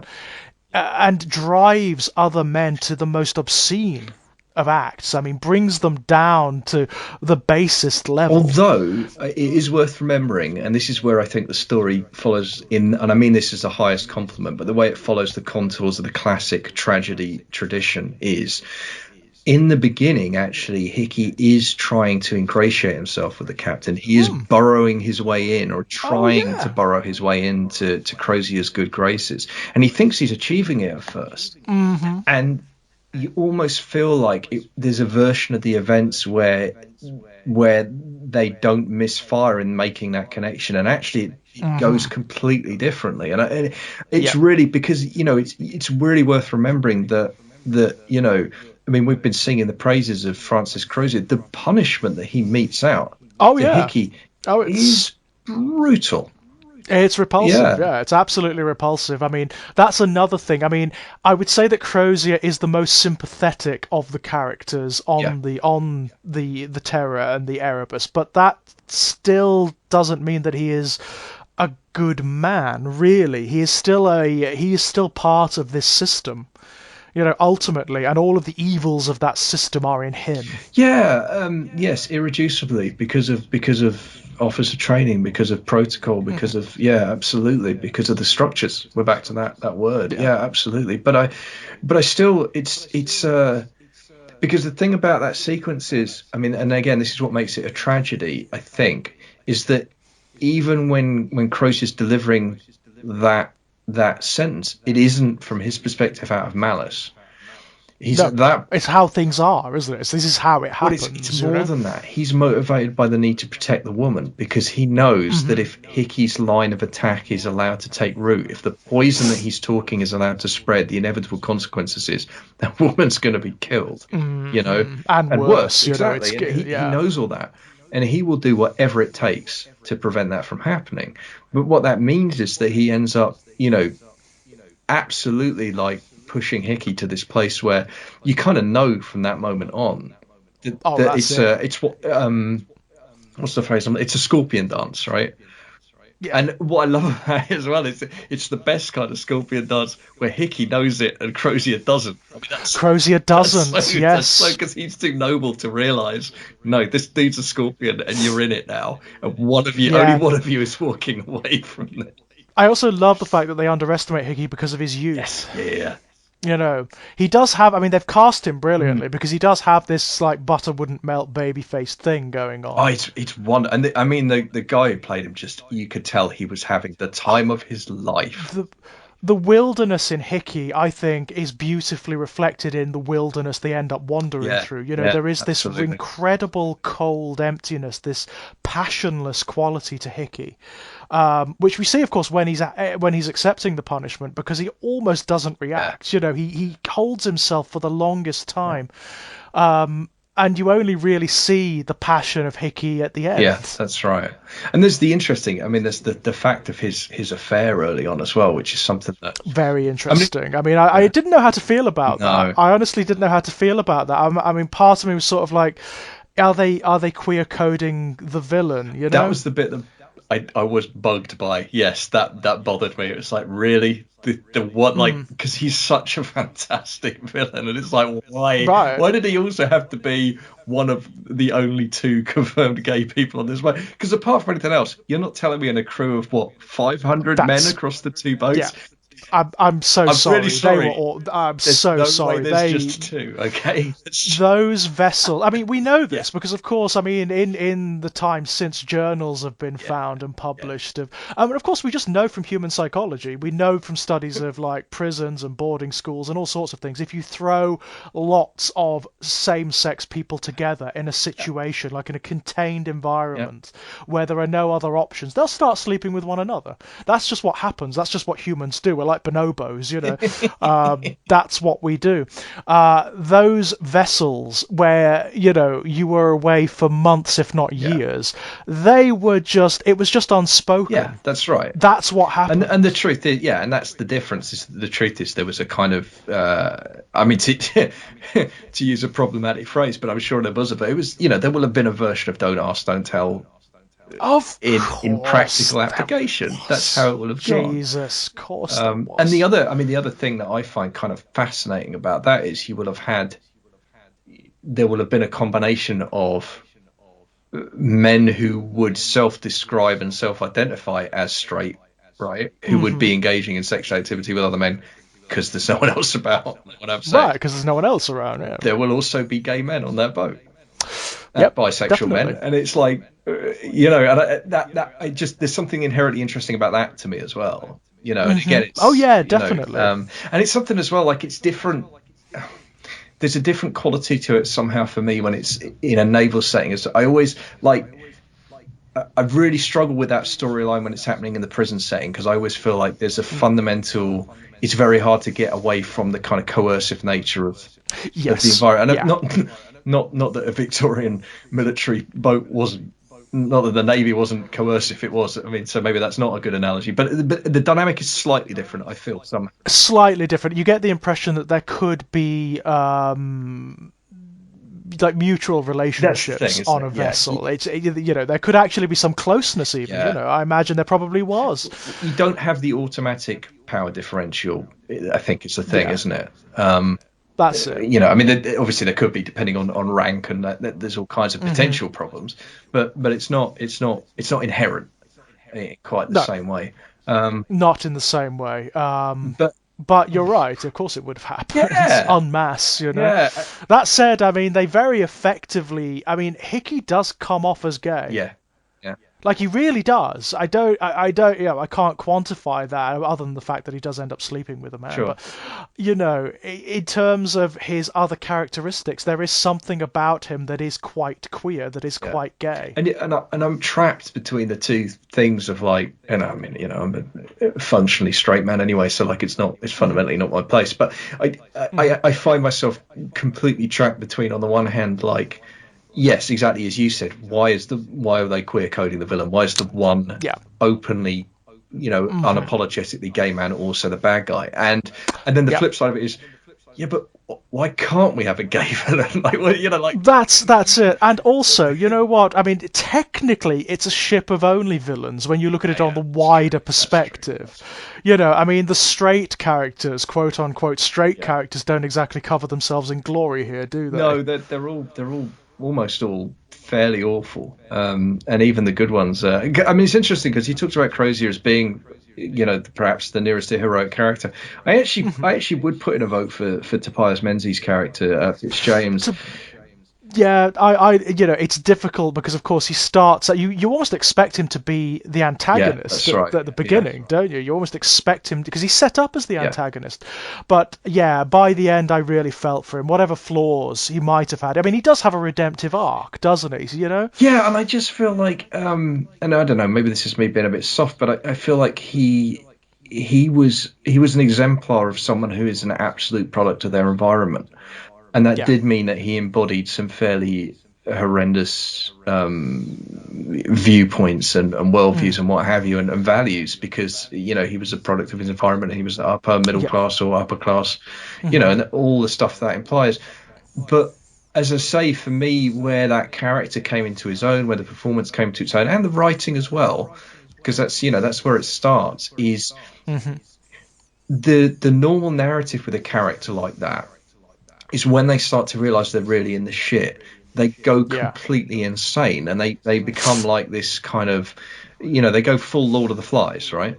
Yeah, yeah, And I yeah. love how he didn't. I love how he kept trying to make his pre-existing framework fit into Yeah, this increasingly, antithesis environment relationship. Like it was what I loved was watching him like refuse to give up on the yeah. notion. He translated Yeah, it into a kind of almost yeah, humanism, didn't absolutely, he? You know, absolutely. he became about, rather than being about for the empire or for this or for that, for the For the men, men, that's for right. their survival. That's You know, exactly right. that's ultimately there's a kind of wonderful pragmatism to the character. I mean, even in his Yeah, death, no, there was a absolutely. wonderful I mean, kind of. pragmatism. You know, when he Yeah, it's said, painful, isn't it? Yeah, it's beautiful. it is beautiful. It really is, especially since there has been this wonderful thawing between him and Crozier. You know, more than thawing, they become They close, do. don't They they? You become know. comrades. And the thing for me as well is that thinking about that as well, though, it is Crozier's influence that creates that journey for him.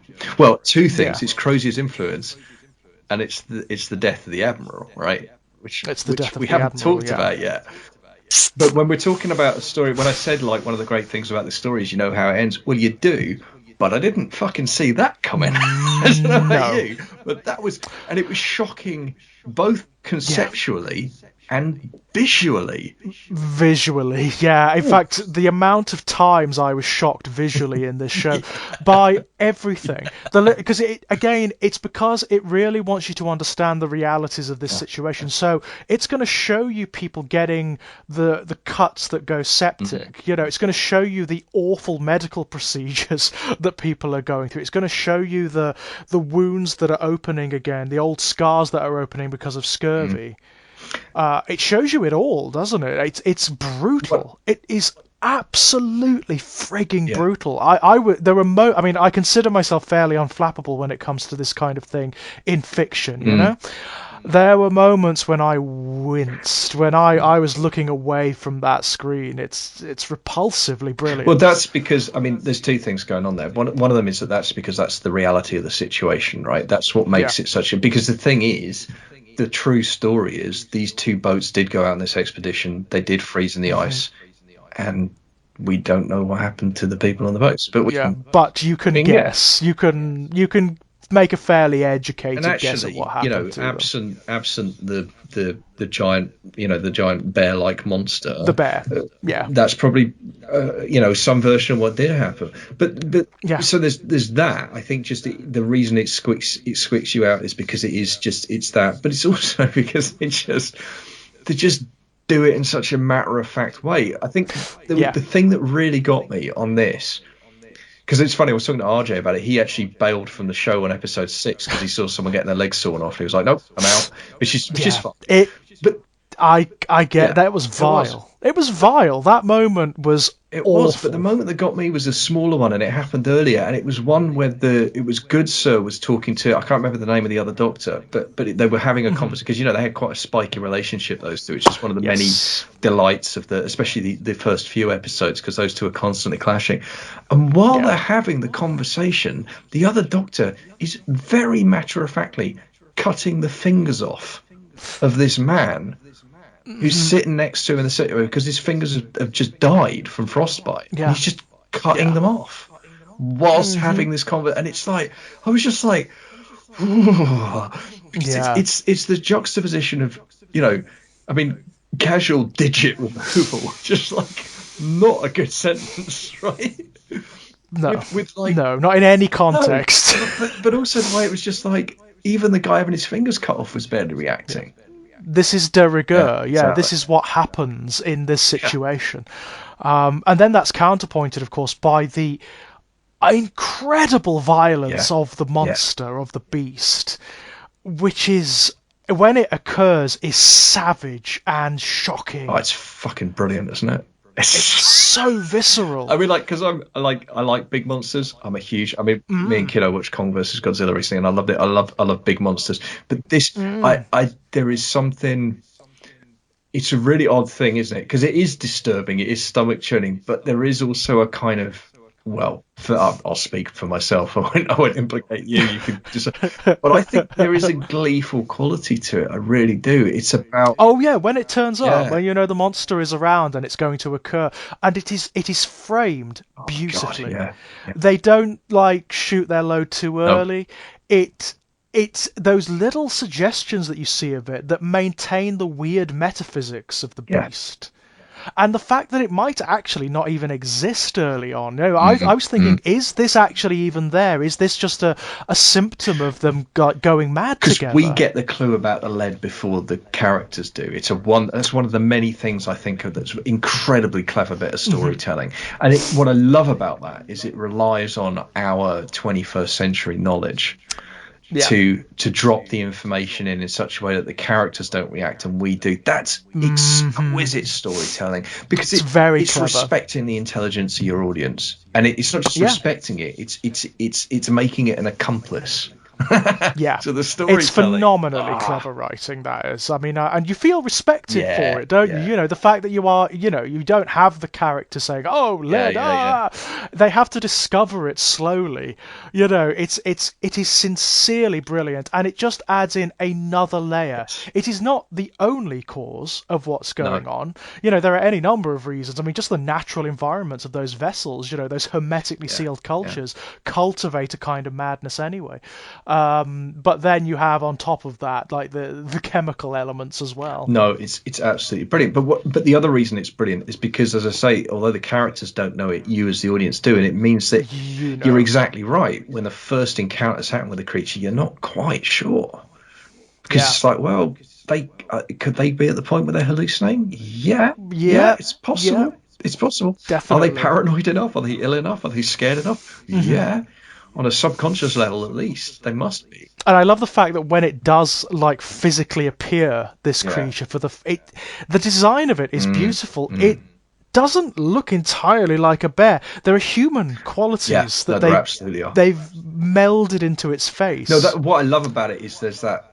It, but what I really love about it is that, again, it's the audience being ahead of there is a point where the crew are almost totemically forcing Mm, themselves to describe it as a bear, and yeah. you've seen the fucking thing, and you're like, Mm, it's too big, not it sure. moves too Yeah. fast, and it's too clever. It's not a Yeah. bear, you It's guys. not a I'm bear. sorry, I don't know what it is, but it's And not then you a layer bear. in all of the potentially supernatural Yeah, yeah, elements. I yeah, mean, yeah, yeah. that is No, it's genius. It's magic. absolute genius because it never actually comes down one way or the Nope. other. It never actually says, "Oh, this bear is this" or "This creature is that."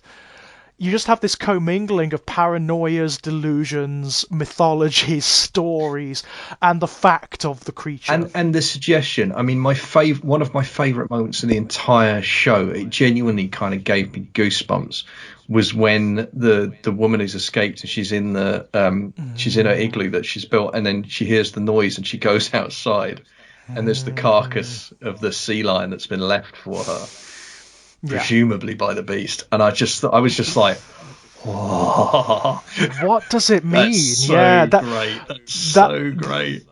the show does it all the way through. There are these subtle suggestions and ambiguities that are ultimately never really tied up. Yeah. It's brilliant. It leaves it in your lap as the audience to infer Well, and to there's make the mythology. what I like about it is actually interesting. This has just occurred to me. In the same way that it relies on the audience's understanding of, I mean, of various aspects of Western culture, but specifically we talked about the lead poisoning, but there's other things as well actually in Yeah. the storytelling where it's relying on our 21st century knowledge versus their sort of 19th century knowledge. It does actually also rely on our ignorance of the indigenous culture to a degree, Of course. Yeah. so that we're left going, well, do they control it? Are they shaman? Is it just a what? Who knows? Yeah, yeah, It leaves it up yeah, there, doesn't it? I don't yeah. know. I certainly don't know, having watched the series, and I'm glad I Yeah, don't yeah, know. no, isn't that wonderful to not know? Yeah, I don't want to know. I would think the show would be lesser if it tied it up too completely. Yeah, and I was thinking about it as in terms of a writer, like there is no plausible way that they could get an explanation, so they don't get one, and I love that. So they don't. Yeah, and then neither do we, by extension. And Yeah. good. I and I don't know about you. I couldn't leave the damn show alone. No, I mean it's an interesting thing, isn't it? Because I did very much have to pace out the last few. I mean, we both did because I was watching it with the missus, and we kind of almost by unspoken consent, we just like, can we just watch something else for a couple of days, and then came back to it. But it makes you feel, doesn't it? It does that thing that personally I demand these days of any created thing. I demand to have that. I want to feel something. Yeah. If I can breeze through it and not feel anything, then I'm not interested. Right. I don't care. But it makes you feel such incredible. You share the despair. Yeah. You share the despair of the characters. You often share the pain of the characters as well. The anxiety, and I loved it. Yeah.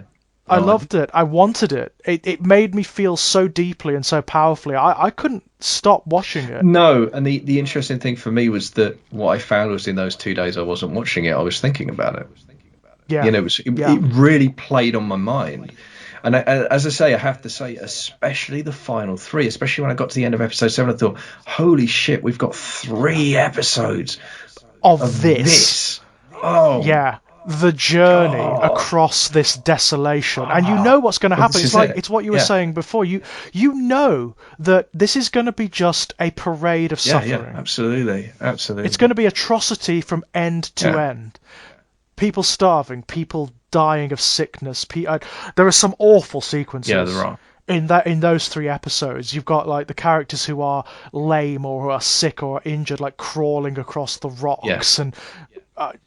You know too, without knowing how, but you know too that Hickey's gonna get his revenge, right? You know that he's gonna make his play now, because that's made explicit almost at the end of that episode, because Hickey's the one who's like telling them, we ain't all making it out of this, guys. Don't you must know, you must all know. It's I suppose it's one of the ironies of the show. This guy who is kind of painted as the antagonist is the one who always knows. He's the truth teller. It's the classic line, isn't it? The devil mixes truth with lies, and he mainly tells the truth. Actually, does Mr. Hickey? He mainly tells the truth. The only time he tells lies is when he's trying to manipulate for a particular aim. But in a wider terms, he understands the truth of the situation. Exactly right. And actually, his strongest, most potent weapon most of the time is the truth, not the lies. Yeah, because that is ultimately the most persuasive thing, isn't it? Because he is right when he tells the men, by the way,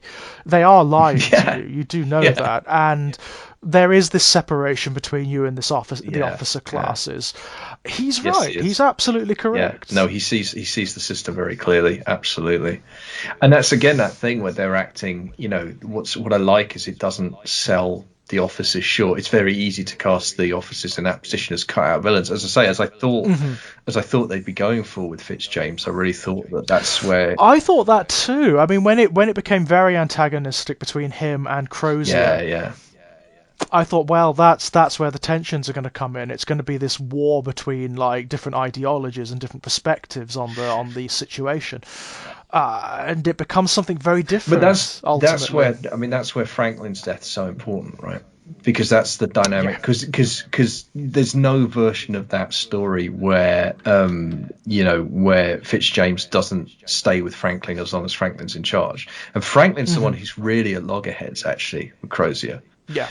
Because that's where the real oh my God, that scene where he says, what he basically says is, I thought we could be friends, but I realised that was a mistake. Whoa, that was. Oh, it's brutal. Wow. And it's all the more brutal for the kind of, officious barrier that comes down to the formality of the language. Just makes it all the more kind of cutting and cold and painful, and it's a glorious scene. And what I love is, both the actors actually kick the hell out of it. They really go for it. But of course, we linger on Crozier and his agony, because his agony in that moment is like, I'm not trying to be your fucking friend. I'm trying to keep us all alive. I'm trying to save every single one of us. But there's so many layers going on there as well, aren't there? Because, of course, the only reason he's on this damn voyage is so he can get in with the captain and so he can actually ingratiate himself and have a reward at the end. And that's been taken away, like, very early on, really. That's right. It's been done with. And I mean, the early episodes when they're all centered on the Erebus and the Terror, I love the way everything is about the tensions between the characters. So everything is close focus, everything is claustrophobic, including the shots. Yeah. It's all on the actors. It's all on the actors, and these wonderful unspoken little interactions, looks and gestures, and tiny little lingering moments where you see expressions flicker across faces. It is sublime. Give me that kind of storytelling in visual media all day, every day. I think the other thing that's really clever about that is you made me think is that that dynamic is absolutely in play. But one of the things that it makes you think, and again, this is where the show manages to constantly surprise and wrong foot you, is one of the things I started to think was a logical extension of where it was going to, because you start, I don't think I can help it anymore as a storyteller. I start mapping it out as I go, and you start thinking, of course. One of the things that I just thought, of course, what they're doing here is they're actually ultimately going to set up a crew versus crew thing, right? Yeah, that's exactly what I thought. You've got two ships, you've got two captains that don't see eye to eye. Clearly, that's where this is going to go, and I love. Yeah, it's going to be a war, exactly. Isn't it? It's going to be. That's what I thought. Anyway, they did such a brilliant job of subverting the expectations of that, because they even set it up with, and then you get the thing of like where Crozier writes the note and says I'm going to go, and you think like, wow, okay, that's different. That would be an interesting version of it. And he starts raiding the cellar of the other ship. You think, oh god, this is going to kick off. This is going to get really bad. And then it wrong foots you. It actually upends your expectations and everything it's been leading you to think is going to happen. Because you don't cast an actor like Kieran Hines and then kill him off 4 episodes in or 5 episodes in. I mean, like, you just do not do that. And it was one of those. It's one of the things I'm a massive fan of. There's a moment I wrote about it for Ginger Nuts. There's a moment that Cracker does in season 2 of Cracker, which is one of my favourite shows of the 90s. Where it's one of the most shocking character deaths I've ever seen, and it happens in episode 2 of the first story of season 2. Like, no one gets killed in episode 2 of the second season. Like, that's ever. Like, it's just not what you do. And it's very clever, isn't it? It's a very clever technique. It's the Hitchcockian thing, isn't it? Absolutely. And and you can't do it too often either. But it was so shocking. And what I love is it sent. As I said before, it's shocking visually, but it's shocking conceptually as well, because you're suddenly left like the entire narrative is suddenly thrown right up in the air, and you're like, I have no idea what happens next now. It subverts you, doesn't it? It kind of leaves you without any anchorage suddenly, and you don't know, like, so which of these characters are we going to follow? Which of these characters is going to be the anchor point for the audience? You kind of don't know. I did not know, for example, until that Crozier was going to be the focal point ultimately. Right. Yeah, because it could have gone any one of half a dozen ways. Couldn't it? Yeah. I mean, there's, I think there's a version of the narrative where Good Sir ends up as effectively as the hero figure, and he has a very important role in the narrative, of course, but definitely, yeah, there was a version of the story you could see where he really ended up in a, for whatever reason, ended up in a leadership position, and ended up, because he had all the potential for that, I think. Really fascinating character, but also can we just, like, the sheer brutality of Franklin's death. Again, we talked about being shocked by this. Like, that was shocking on a visceral level, like unbelievable. Yeah. But just, again, horrific visually, but horrific conceptually. My mind cannot help but think about, like, he's crawling across the ice with his removed legs, but then he falls head first down the ice hole. Oh my god! Head first. Somehow it's that detail that really gets to me. I mean, there's like an almost metaphysical element to it as well, isn't it? There's almost like a descent into hell here. Yeah, absolutely. It's that's what I got from it. There's almost like it's almost not real. Yeah. It's almost something that's happening on a metaphysical level, It's a level of hell where the sins of empire are being revisited again and again and again. They're the damned souls of the Terror and the Erebus. Yeah, it's amazing. But my God, the brutality of it is incredible. Like, the way it shows you the limbs that have been sheared off, and the torsos that have been torn in half. And it gets worse later on when it's not just that, when it's like the sickness of starvation and of scurvy, and it's repulsive because, of course, by that point you've got to identify with these characters. Oh yeah, You like them. You know, there are characters you like who are suffering in the worst ways. yeah, yeah. I mean, one of the things we've kind of talked about being furrers, but I wanted to put my finger on it, is that it's the scale of the cast is incredibly impressive. This is a gigantic ensemble piece. It's really Yeah, huge, it isn't is. it? And somehow you don't feel it. You know, Exactly. it doesn't feel Exactly. confusing or You anything never like feel that. You confused. know You never who. feel lost. No. Everyone seems to exist in their own space. It's incredibly impressive. That is very hard Yeah. to do. Yeah. And actually, And it draws no, go on. tensions between each and every Yeah, character. There are yeah. these wonderful little character moments where there are things kicking off, little sub stories that are happening between the characters. Absolutely.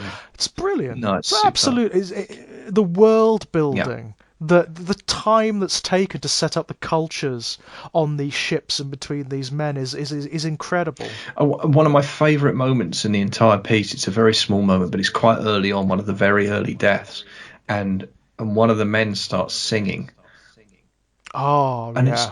it's so haunting and it's so beautiful, and it is a character moment because he loses his thread, he loses his way, and then the others Yeah. join in, and I mean, saying it out loud, it sounds kind of mawkish, but it's just so well executed. It's handled really Yeah. well. I mean, there is the potential for that kind of scene to become mawkish, definitely, or to be a little bit over the top.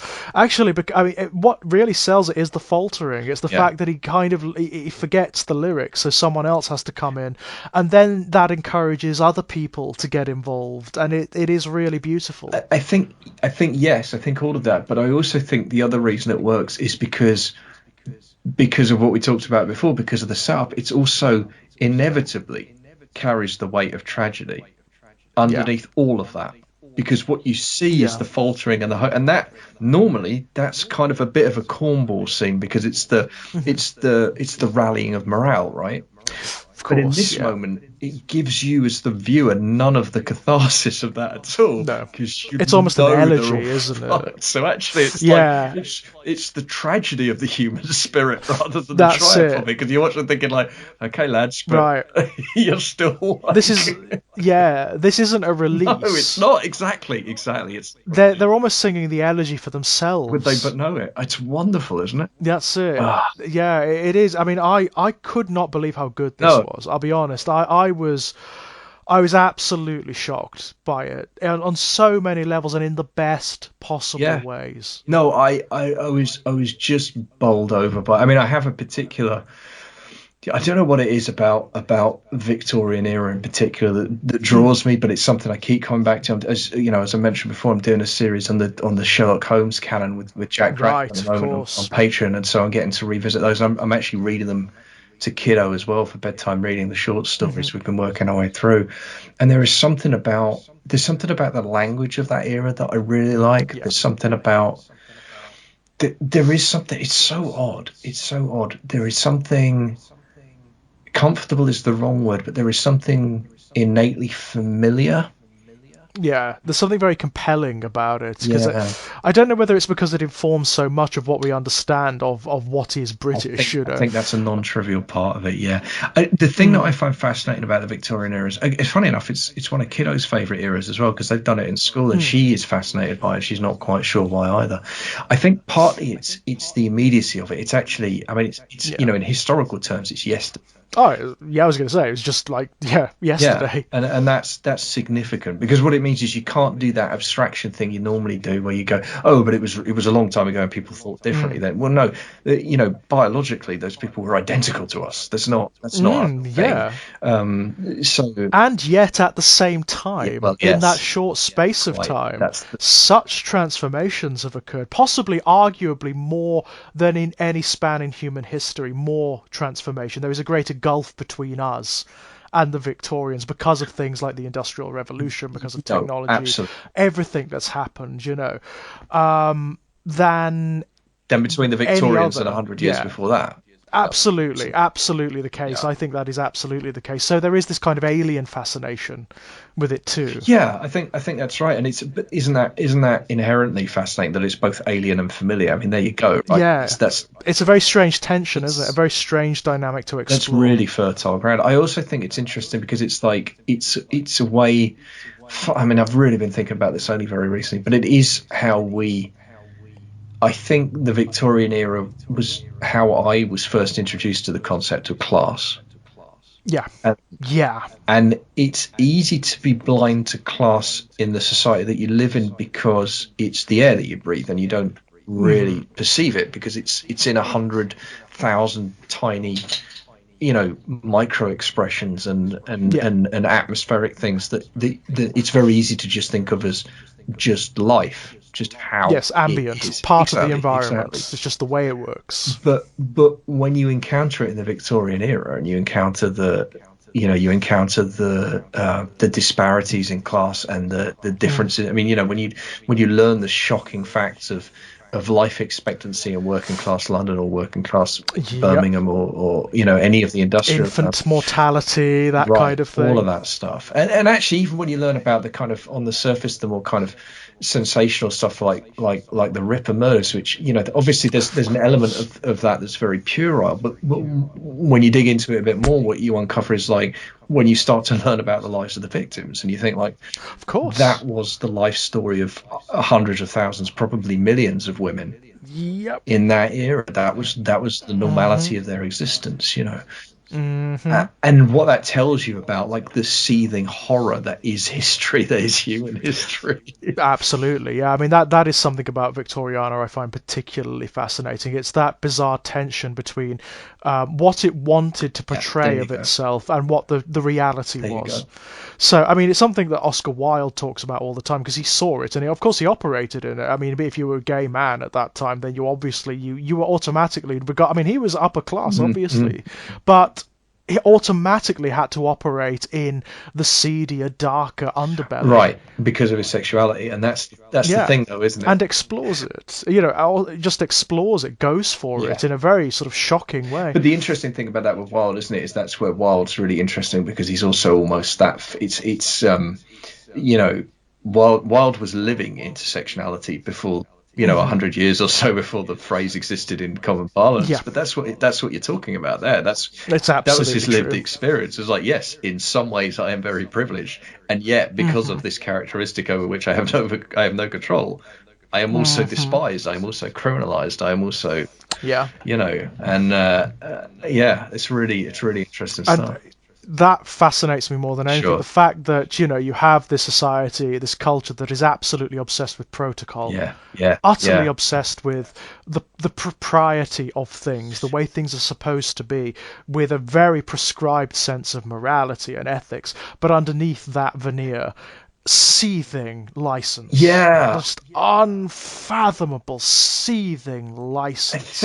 I think all of that. Also, though, I think there's something that I find very seductive about The Mask. I think what I love about the Holmes, one of the things I love about the Holmes stories, if I'm being really honest with myself, is how they present a kind of platonic ideal of the gentleman figure that is, I mean, by definition, fictional, but I think, of course, completely fictional. But there is an attraction to it. There is an attraction to the theory of like there was a way to live as a comfortable middle class existence that was also kind of moral in some way. Yeah, and like it falls apart at the slightest examination. Of course, it does. What I mean? Like, of course, it does. There's something seductive about the dream, don't you think?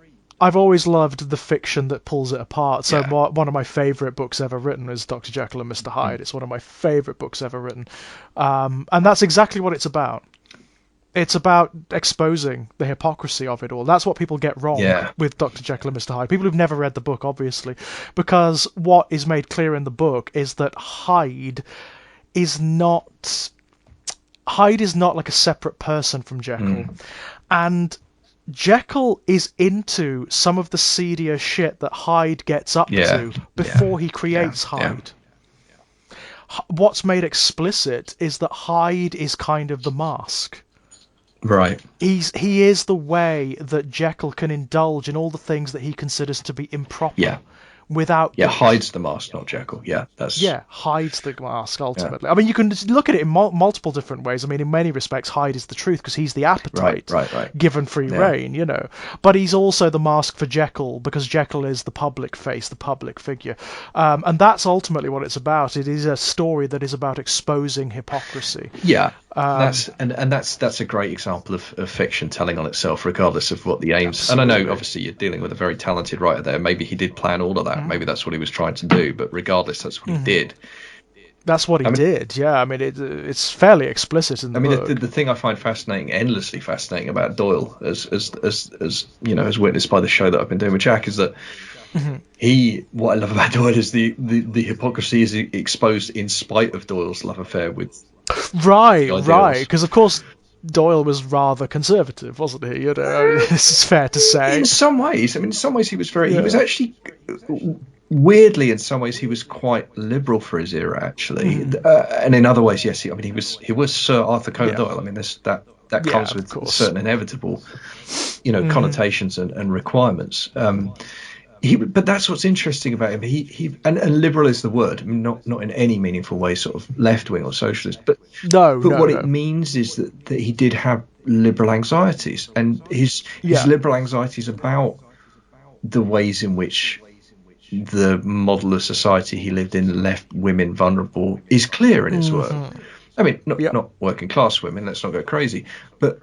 Yeah. Let's not go so radical here. But it's a constant theme, especially in the early short stories. There are a lot of women who find themselves in Baker Street, who are in a real bind, where legally nothing is amiss, at least on the surface, but they are trapped by the strictures of their society and their circumstance in very unpleasant situations. And Holmes and Watson are very, very sympathetic and very hand-wringy, very liberally hand-wringing him. Oh, well, this is not, what should we possibly, what can we, and like the anxieties are there, and yeah, okay, he doesn't solve it, but that's not the point. The point is that through the act of writing, through the act of creation, we can revisit that work here, 100 years and more later, and see all of that. Of course. It's not particularly hidden. It's very clear. I mean, that's another thing I think that makes Victoriana so attractive to writers and whatnot. It's the fact that it is this seething hotbed of tensions. Because, of course, you have things like, for example, escalations in scientific discovery, which are conflicting wildly with the models of religion and observance and whatnot that have been prescribed by tradition. So, of course, from that you get things like Mary Shelley, you get Frankenstein and whatnot. But you also, and that makes it so fertile. But you also have these amazing kind of misinterpretations of science, which lead to some really horrific kind of intellectual cul-de-sacs, which are so important. Like, I mean, the fact that H.G. Wells, who was in many respects actually he was quite left-wing, was H.G. Wells, but he was also a eugenicist. Because it was sold on effectively, he got sold on race science and he got sold on junk science with that particular, because it was at the time, if you didn't know anything at all about science, it was sold in a plausible way. I mean, I phrase that very carefully. This is the era.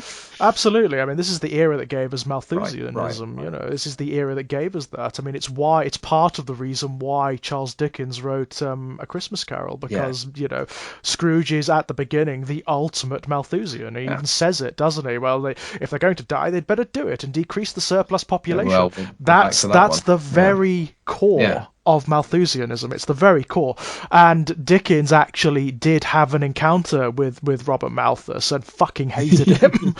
So, they did have a bit of a set to, and in that regard, Scrooge is a deliberate go at Malthusianism. Well, good for Charles that he had his head screwed on that one. But I mean, you get the of course later on you get the spirit of Christmas Present completely puncturing that, where he says like, what is the exact quote where he says, "Oh, for the insect upon the leaf, decrying his brothers in the dust." Nice, yeah. It's absolutely brilliant. It's a wonderful moment. But you also get, I mean, even beyond kind of obviously, eugenics and race, but you get, you got bullshit like phrenology and Phrenology, You know, yeah, I mean, bloody hell. handwriting, that's something that comes up again and again in the Holmes Oh, canon. graphology, Graphology yeah, is, it's complete bullshit. Where, oh and Holmes god, treats it yeah, as a science. Holmes treats it as a yeah, science. This is a yeah. clearly feminine, intelligent hand, and blah blah blah blah blah. I mean, Hmm. literally, there's occasions where Watson remarks upon the relative size of someone's skull, clearly denoting intelligence. And Hmm. it's just, and again, it's so handy because you see it as, when you see it, it's like that's that. It's a clear representation. This is what people really thought. This is what people really. And it's Yeah, one thing to understand that intellectually, but when you see an ostensibly heroic character like Holmes espousing this absolute bollocks, it really brings it yeah, home in a visceral way. And yeah. again, This is something that was pervasive. It yeah. wasn't just like a fringe group who believed this. This was absolutely And I everywhere. think it really shows why a commitment to verisimilitude, especially in pulp writing, is so fucking important. Because if you Yeah. pull it off, you will actually deliver something of genuine value and merit. Even if you Hmm. don't mean to, frankly, even if you're just worried about getting to the end of the story so you can get your paycheck, it doesn't matter. Yeah, You yeah. I know, mean, that's another thing with Victoriana, isn't it? I mean, it does have a very particular mm, aesthetic. It brings an aesthetic to mind, doesn't it? yeah, I mean, their entire like subgenres are very abstract, fantastical fiction that are born from it. I mean, steampunk is kind of absolutely, Victoriana, yeah, isn't it? yeah, That's what yeah, it is. definitely.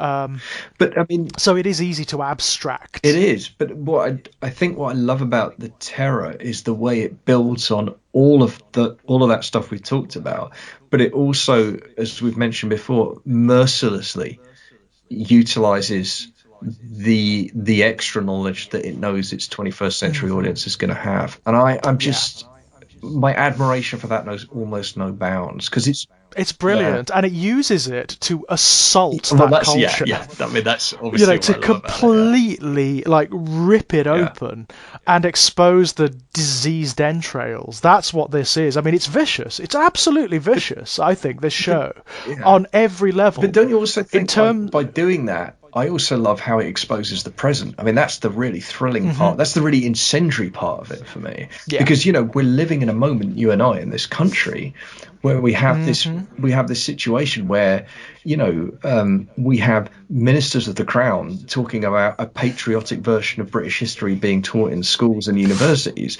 That is a yep, phrase that should chill any hmm understanding of history. Any human being who has any understanding at all of human history should be chilled to the yep, bone by this notion. It's absolutely, yeah. horrifying. It is viscerally horrifying. And this show, by gutting Victoriana in such a, I mean, filleting it, Yeah. autopsying it, while it Hmm. still screams. I mean, it's wonderful.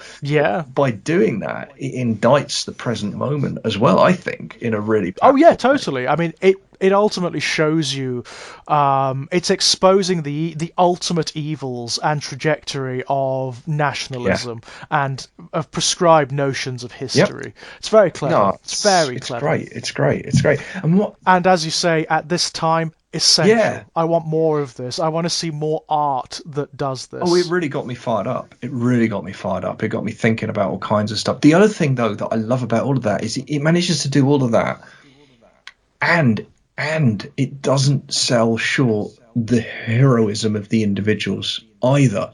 No. Because the easy thing to do is you flip into caricature and you just make them all cartoon villains.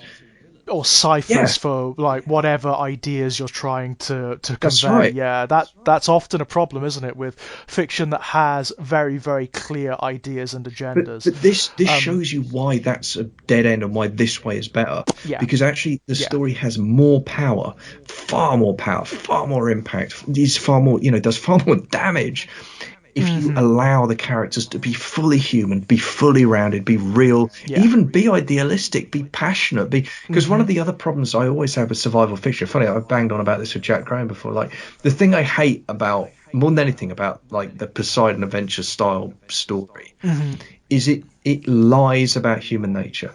Because actually yeah, what we know is when the shit really goes down, people pull together actually. And this is like hmm the history of this is unambiguous.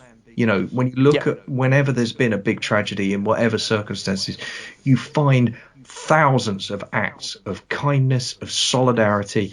It's an hmm instinct within us. When we're comfortable, we'll fight about anything till the cows come home. But when the shit goes down, actually, in the vast, vast, vast majority of cases, we recognise our shared humanity and we work together. And that is just it's a fact. And you can, and the lies that are told to us by fiction about survival situations, it's actually kind of poisonous. It's a kind of propaganda. It's almost like a Darwinian, like a social Darwinist propaganda. It really isn't is, it, and it tells us lies about who we really are, and that's really upsetting to me because it's so short. And what I love is this show doesn't do that at all. They are no, it really doesn't. Deeply heroic people. They really are. Yeah, it's the fact they keep going. Yeah, exactly. Through the worst privations, the worst situations you could possibly imagine, and they keep going, and they keep going. And I'm back to I'm back to Crowe's constant attempt to make the round, the square peg of his and his crew's humanity fit in the round hole of the naval military structure is beautiful.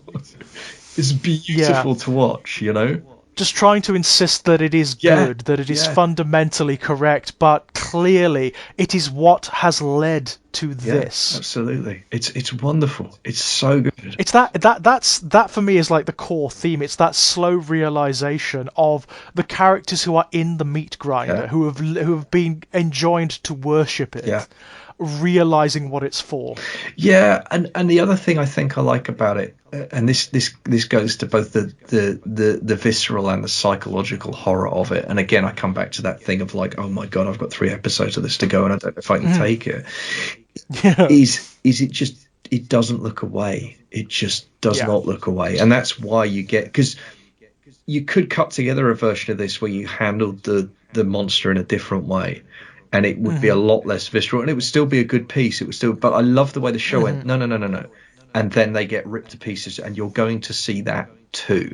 Yes, it's a moral imperative, I think, in fiction for me. If you're going to portray violence, if you're going to portray any kind of situation where there's any kind of bodily mutilation, you have to show the consequences. Yeah, it's an interesting one. I want to see it. I want to see it. I think there is a place for. I think there is a place for play.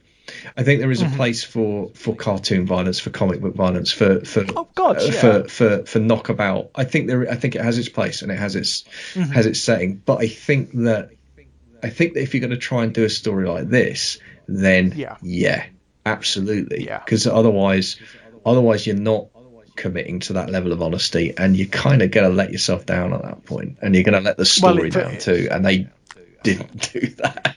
No, they didn't. I mean, it's the inverse of what you get from more traditional sort of historical stories. So if you look at for like war cinema, for example, for the most part, I find a lot of sort of classic war films objectionable on a number of levels, because they refuse to show you the realities of those situations. You've got it's like cowboy films, where you've got people being shot, and all that happens is like the pop gun goes off and they clutch their stomach and fall down and they're dead. They just don't move anymore. It doesn't show you the writhing agony of being shot in the entrails or anything like that. The hours it takes to actually die. I mean, and it can go too far the other way. I mean, one of the things that I find hilarious with the kind of fetishization of violence in movies in the 80s and in action movies, which, by the way, I also love. Just to be clear, this is not coming from a place of like, but the gag when someone gets hit by the shotgun and goes flying back through the air like 20 feet. It's always like, do you not understand how physics works? Like, if you pull the trigger on a gun and it knocks someone back 20 feet, the person on the other end of the gun is also going to go backwards. It's also going to fly back. So there's a weird thing, actually, in which the cowboy getting shot and falling over is actually more realistic than the 90s kind of uber blood and guts kind of explosion of viscerality, because actually that's not really quite right. No, I mean that's sort of comic book in the other way, and has a similar effect in the sense that it kind of downplays the true consequences of the violence. It turns it into entertainment, and I Yeah. don't actually judge that morally. I don't. That's fine, because like I said, I like big dumb action movies. I love big dumb action movies, and I don't mind a superhero movie if it's well done. But if you're going to tell this kind of story, yeah, show it. Get it, commit. And I love how they commit. Because the other thing is, I agree with you that the reason that it's so important is because it actually, if you don't do it, weirdly, you are also kind of selling short and selling out the heroism of the people involved. Absolutely, yeah. That's the other impact of it. Like, if that's the side of the argument that you're concerned about, actually by telling lies about the level of violence, like in the war movie or whatever, and in that thing, you're telling lies about the people that you claim to be, to be lionizing, that you claim the story that you claim to be telling and claim to care so much about. It's like, that's not, and that's kind of, you're not showing what they actually went through, are you, or what they risked ultimately. So yeah, there is a kind of moral dimension there. It does depend on the type of film, obviously. I mean, like you say, there's space for all kinds of different types of portrayals of violence, from the cartoon to the more subtle portrayals of violence. I mean, often, sometimes depending on the way films are cut and the way they're framed, the implied violence is often much more awful than the more visceral, the more visual. Look, the classic example: you never actually see a knife go into flesh in Psycho, and that's a scene. No, but you think that's a scene that drove a generation of women away from showering. I mean, it's just, you think you do. If you watch that sequence, you would swear blind that you see that knife going into that stomach. You don't see a damn thing. So the Texas Chainsaw Massacre is another good example, Yeah, absolutely. Everyone who watches that film comes away with the impression they've watched a bloodbath, and they haven't. No. There's less. There is like you really do. You really do. But there's hardly a drop in it. No, absolutely. It's very clever. It's very clever in that regard. But in this instance, I think it is very important. And the fact, the effects are amazing. Yeah, they are. Absolutely, they aren't they? No, they're wonderful. They look so hideously real. And again, you're right to highlight. I mean, as much as the kind of the gore stuff is superbly executed, pun intended, I guess, but it's as much the creeping illness, the kind of, because that's more subtle prosthetic work. I find that worse. I don't know why. When they were starting to do the actors up, so they had they were drawn and they were pale and they had black marks and their lips were cracked and the insides of their mouths were black, and it would make a point of showing you characters, incidental characters pulling their teeth out or no, absolutely. That's worse for me somehow. That kind of creeping rot. Yeah. Well, it's body horror, isn't it? And it's where we all live, and that kind of deterioration. And there is a certain amount of there, but for the grace of God and that kind of thing, right? I mean, it's totally, because it's where we're all forced to live, and the idea that our biology could betray. I mean, inevitably will betray us, right? But inevitably will, yeah. But in that particularly unpleasant fashion, where it kind of shuts down in phases, and it's really. And where it's the unnecessariness of it makes it worse, doesn't it? The fact that these men have been forced into this, kind of coerced into this situation by their culture. But it's more than that. I mean, for me, the detail about the poisoned food is absolutely key, because actually at the base of that, it's not just empire, that's capitalism. Because what happens, and to make explicit what I'm trying to say here, is because there's a joke they used to make in Vietnam when they would talk about the Bell helicopters. They'd go up in a helicopter, and actually I've heard this joke made by people who have been in the British Armed Forces as well. There's a guy I know who was in the British Armed Forces, and he said he was in the Paras actually, but he was talking to me. This is when I was a teenager. He was telling me about how the joke they always made in the Paras when they went up was saying, when you get to 20,000 feet and you're about to jump out, just remember the helicopter you're flying in was built by the lowest bidder. And that's classic kind of para humor, but there's an element of truth to it, right? There's actually at the bottom of that, that's kind of right. And in the particular instance of the canned food, because Hickey, God bless him, Hickey nails it when he's like, what even is the meat in this? Yeah, when he says, is it cat? Is it stray dog? Is it who knows? But we eat it, and it's like. But what's great is it's that very Empire's like the engine, but it's like the original sin is capitalism, and it's killing them all, it's poisoning them all, and it's in the food, for fuck's sake. It's the same thing that is sustaining them is poisoning them. I mean, that's not subtle as metaphors go. But it's accurate. Yeah, exactly, it's accurate. The very thing that they're relying on for sustenance is rotting them and driving them insane. I mean, I'm just saying, guys. I just love the fact they put that observation in Hickey's mouth as well, in the, ostensibly the villain's mouth. Yeah. Well, yeah. Because I found Hickey really problematic, very difficult to take in many respects. Not because he was ill written or anything like that. It's just like he is so powerfully ambiguous. A part of me, he reminds me very much of Steerpike from Gormenghast. Right. He's got that very much that quality about him, where he is the smartest person in the room. Unambiguously, he is the smartest person in the room. And because he is the smartest person in the room, and because he is not occluded by any kind of investment in the systems around him, he sees them. He sees them for what they are. And he's also, I mean, the thing for Hickey for me is what's great about it is he is the poisonous manifestation of the bootstrap lie, because the lie is like, well, if we live in a meritocracy, and if you're powerful enough and strong enough, and like that's been bollocks forever, but it was double plus bollocks in the Victorian era, of course. The caste structure was even more rigid than it is now, and he what I love is about Hickey is he knows it. He's bright enough to know it. Everything about the way he's behaved, we find out at the very end, everything about the way he's behaved the entire way through is a manifestation of his understanding of that. Yeah. And what that allows him to do is be completely amoral in how he subverts whatever power structure he finds himself in to get whatever he thinks he deserves, because fuck all of you. Yeah, because fuck it. I mean, and the worst of it is he's kind of right. Oh, no, he's absolutely. I mean, that's what I was saying. What I love about it is that he and Crozier represent two equally. I mean, I don't know if valid's the right word, but two equally real responses to the question I am always asking in my fiction: what do you do when you've got no good choices?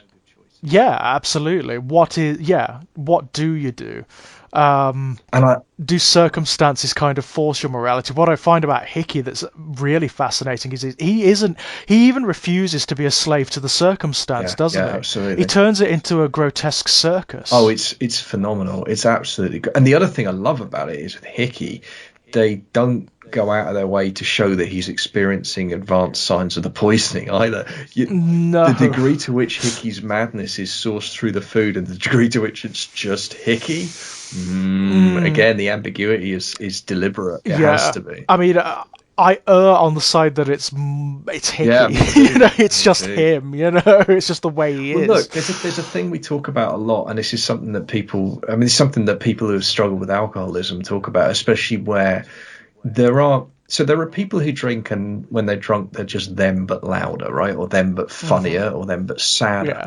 But then there are people who drink, and at a certain point, describe themselves effectively becoming another person, right? Jekyll and Hyde kind of thing. Yeah. And the kind of unanswerable question I always think in that situation is about, like, is it a becoming or is it a reveal?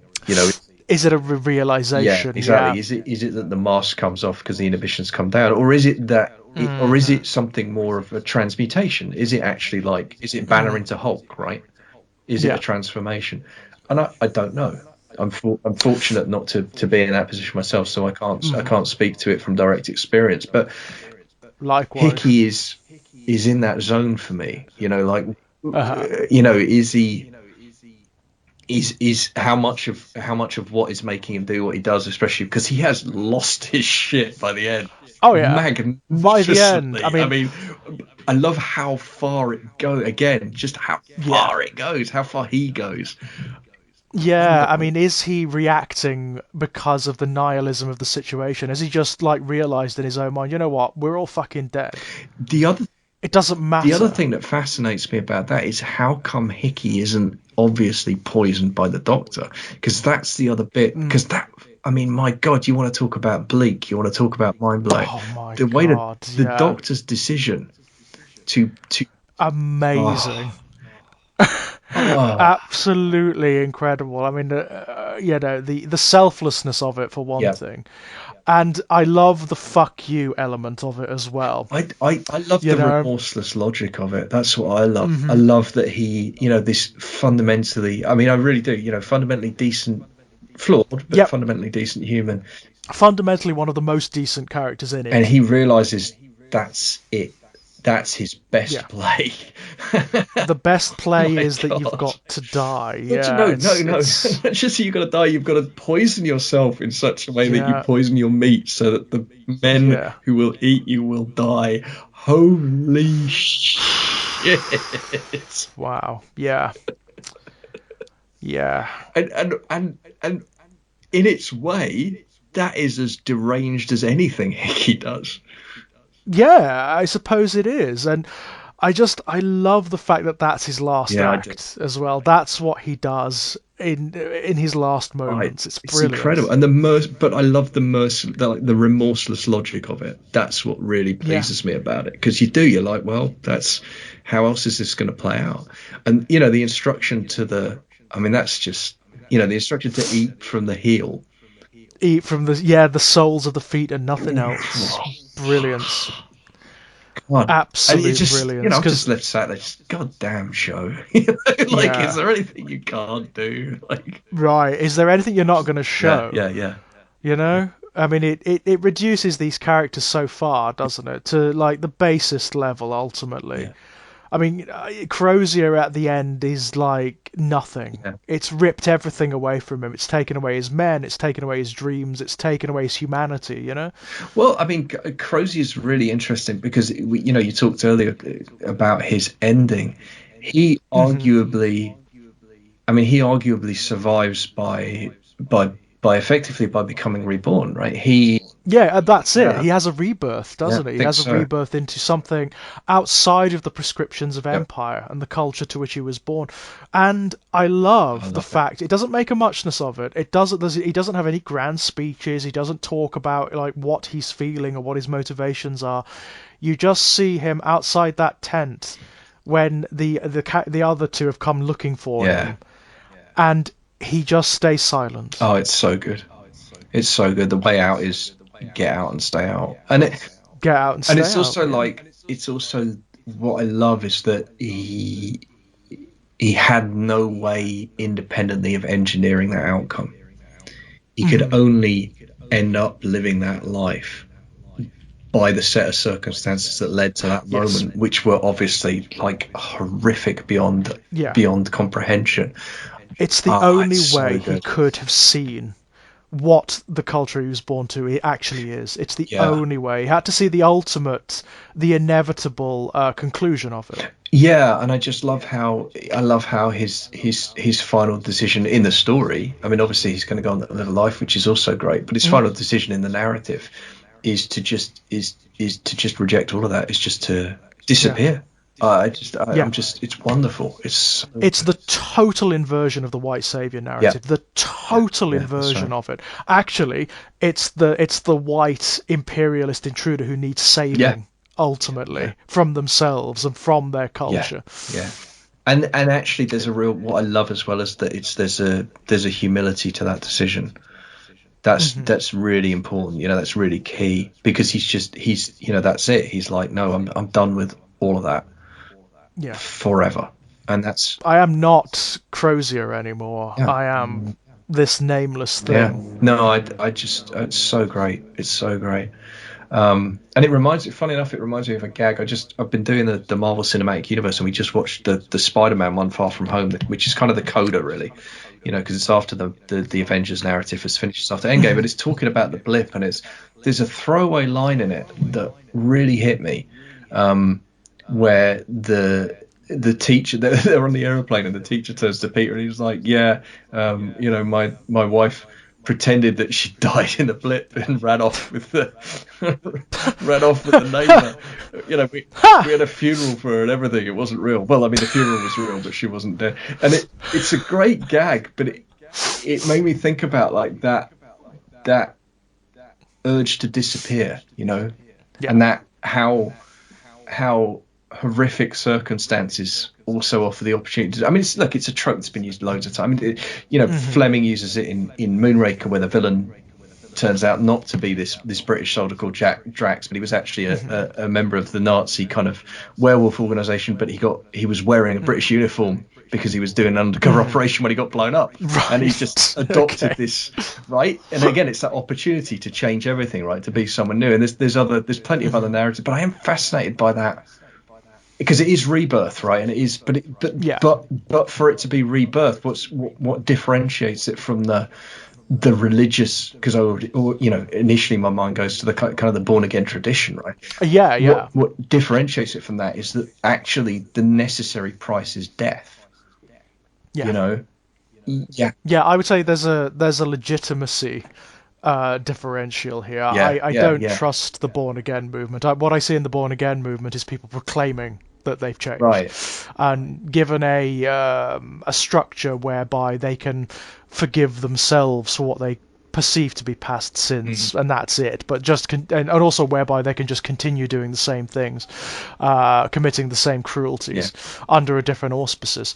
This presents a situation which is genuinely annealing. It breaks you down completely. Right. It removes everything. Right. Absolutely, and it doesn't allow you any choice. It rips it away from you. It's trauma. It's traumatic. It shows you how trauma can be transformative.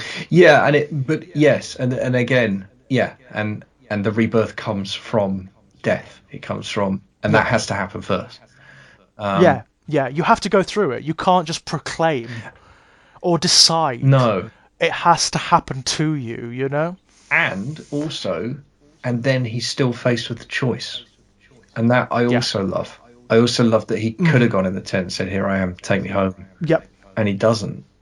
And that's just. I loved that decision. Yeah, I think that made it for me. That capped it off for me. Yeah, I mean, again, with the metatextual information we had, we knew it had to go that way, actually, because if he had gone in the tent and said, "Yeah, it's me," then that rewrites history, and it was, of course, that's interesting, because I mean, I don't have anything against alt history. I kind of love it, actually. I'm endlessly fascinated, but it was clear that this show wasn't going to break its own rules on that, which I respect. I think that was the right thing to do. And I love, again, one of the things that this really opened my eyes to was just how much room you have to play with a story, even if you're setting yourself the rule of this is going to fit with the historically understood facts. Turns out you can still have monsters, you can have metaphysics, you can have madness, mayhem, you can have blood and guts, you can have tensions of all kinds. You can do what you like. There's so much space. You can go full on Lord of the Flies. You can have cannibalism thrown in, and it's just like, you make the space, don't you? You make the space, and you make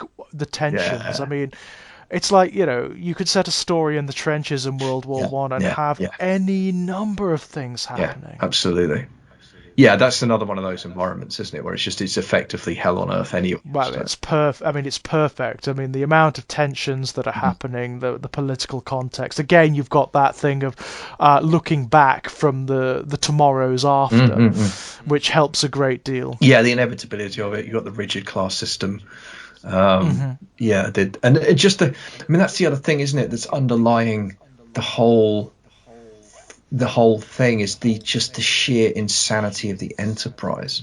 I mean, there's a wonderful early confrontation scene, isn't there, between the captain and the admiral, between Crozier and Franklin.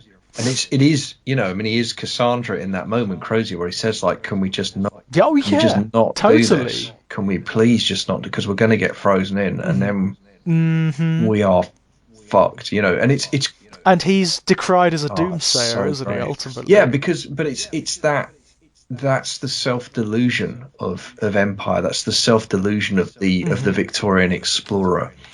It can't go wrong, because that's who they are. They are the brave men. Well, no, because also it's blessed, isn't it? It's blessed by the Empire itself, but also by God and by some divine right. Yeah, and they're this is the path of heroism, and this is what you do, and this is how you're rewarded. And then guess what? Sometimes. Guess what? The world, reality, nature doesn't give a shit. Yeah, and and I think it's about one of the many things it's about is the gap between the ideal of heroism and risk and the reality of it. Yeah. I think it's something we've talked about before in other contexts. One of the issues you always have with stories of risk is any story that you are told by someone about risk is inevitably weighted because whatever the risk was, they survived it. Otherwise, they wouldn't be telling you the story. Exactly. It's a very odd kind of confirmation bias in narrative. It really is. And in this instance, it's particularly pernicious because the people who are willing to take the risk, they don't think they're risking themselves. They probably have conceived on some level, some of the, the lessers might die. We may lose a few men, but we'll get through. No, absolutely right. But what of it? And that's what's so brilliant about those early scenes at the captain's table, where they're having these sumptuous banquets, and the booze is flowing, and the guy's telling his story about how he got shot for the 700th fucking time, and it's great. It's great because it creates that sense of unreality. Or that sense, actually, more pernicious even, that sense that the officer class can create their own reality, that they have control over it. I mean, because that's really why they do all that crap, right? It's about demonstrating in every single moment and deed that we carry England with us, this idealized thing, and we bring civilization with it wherever we are. Civilization is. Right? Yes. And that's what all of that shit's really about, all of those trappings. And it's great watching those opening scenes, remembering the words you've read at the start, being like, of course, this is all going to shit, guys. It shows you, there's almost like a Marxist reading of that, isn't it? It's bourgeois bullshit, isn't it? It's like the trappings of civilization. Where they have no fucking place. They have no place whatsoever. I mean, it's even more stark in this setting, isn't it? Where you are sailing into straits that are so stark and so barren, and yet to surround yourself with this ephemera. Yeah, and it's such deadly bullshit. I mean, actually, funny enough, the other thing it's making me think of is Fleming's Bond novels. One of the most, it's almost a leitmotif for Bond novels. Whenever Bond gets on a plane, he ends up having a nightmare flight. He ends up flying through a storm, and it's like catastrophic, and Bond ends up having these sort of really interesting kind of ruminations on life, death and fate and stuff. And I always think Fleming's working through his anxieties about exactly this stuff. I mean, aeroplanes are great. It's the modern version of the ship in the sea, right? We're sitting in a chunk of metal at 20,000 feet, and if anything goes wrong, you are fucked. And we're sitting there without personal stereos and our laptops and we're playing Mario Kart maybe if we upgrade. But subconsciously, in everything we do, expressing that sublimated concern, knowing, part of us does know. Yeah, everything outside of our wall will destroy us in a second if we are exposed to it directly. I mean, it's just right. And I love that. I love the kind of psychology of that in the Fleming books, because I don't, I have no idea how self-aware that guy was as a human being, but as a writer, he was very good indeed at stuff like that. Because again, commit to honesty, the rest will follow. Don't worry about it. I couldn't help think of that when I was watching those, because it's the same thing. It's the trappings of civilization that you're surrounded by, but then the reality of what's immediately outside of those walls, Yeah. There's something almost hysterical about it, isn't there? The fact that it's so overt. It's pathological. It's absolutely pathological. Yeah, 100% pathological. It's the pathology of empire, man. That's what it is. And it's and class and the class structure. It's extraordinary stuff. I suppose it's something that Hickey. I mean, I can imagine Hickey saying it. They would call me mad. Yes. For this, and yet look at what they were doing. Look, I think that's why he drinks. Yeah. I think that's what led Hickey to drink. Is he's trying to, again, he's one of the two characters that has an awareness. He's cursed, because they are both cursed, aren't they? with awareness, because it does neither of them any fucking good. I mean, No, in that sense, of course. in that sense, it's a very nihilistic piece, right? It's very kind of God, the nihilism of that. I mean, there's one thing I would throw on this actually is a trigger warning for many things. I mean, many things. If people are feeling depressed, for example, don't watch it. Yeah, this is not the pick me up you're looking for. No, mate, if go watch you're Far From Home. That's much more kind of just anything really. Don't watch it if you have a thing about like medical trauma. Absolutely. Yeah.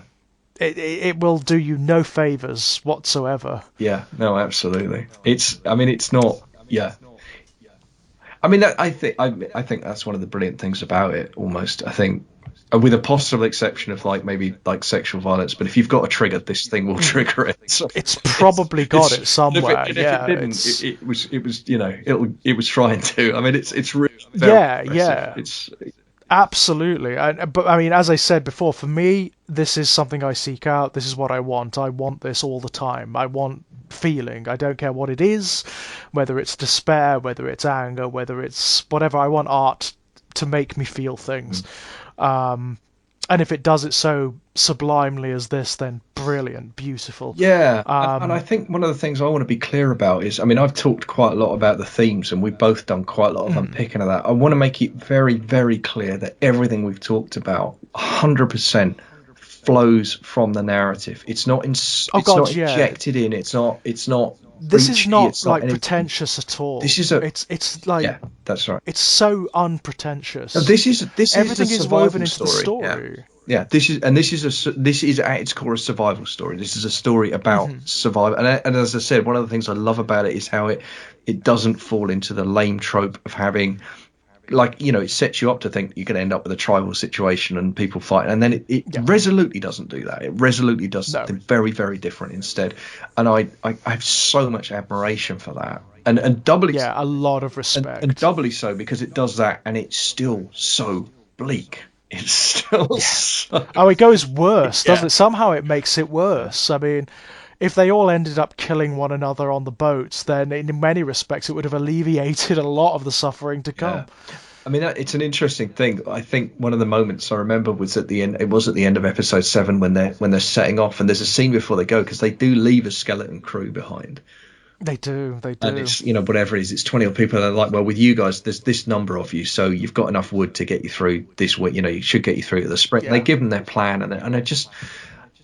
It's such a poignant moment, but I also remember sort of turning to the missus and being like, I don't know about you, but I think I'd rather stay on the fucking boat.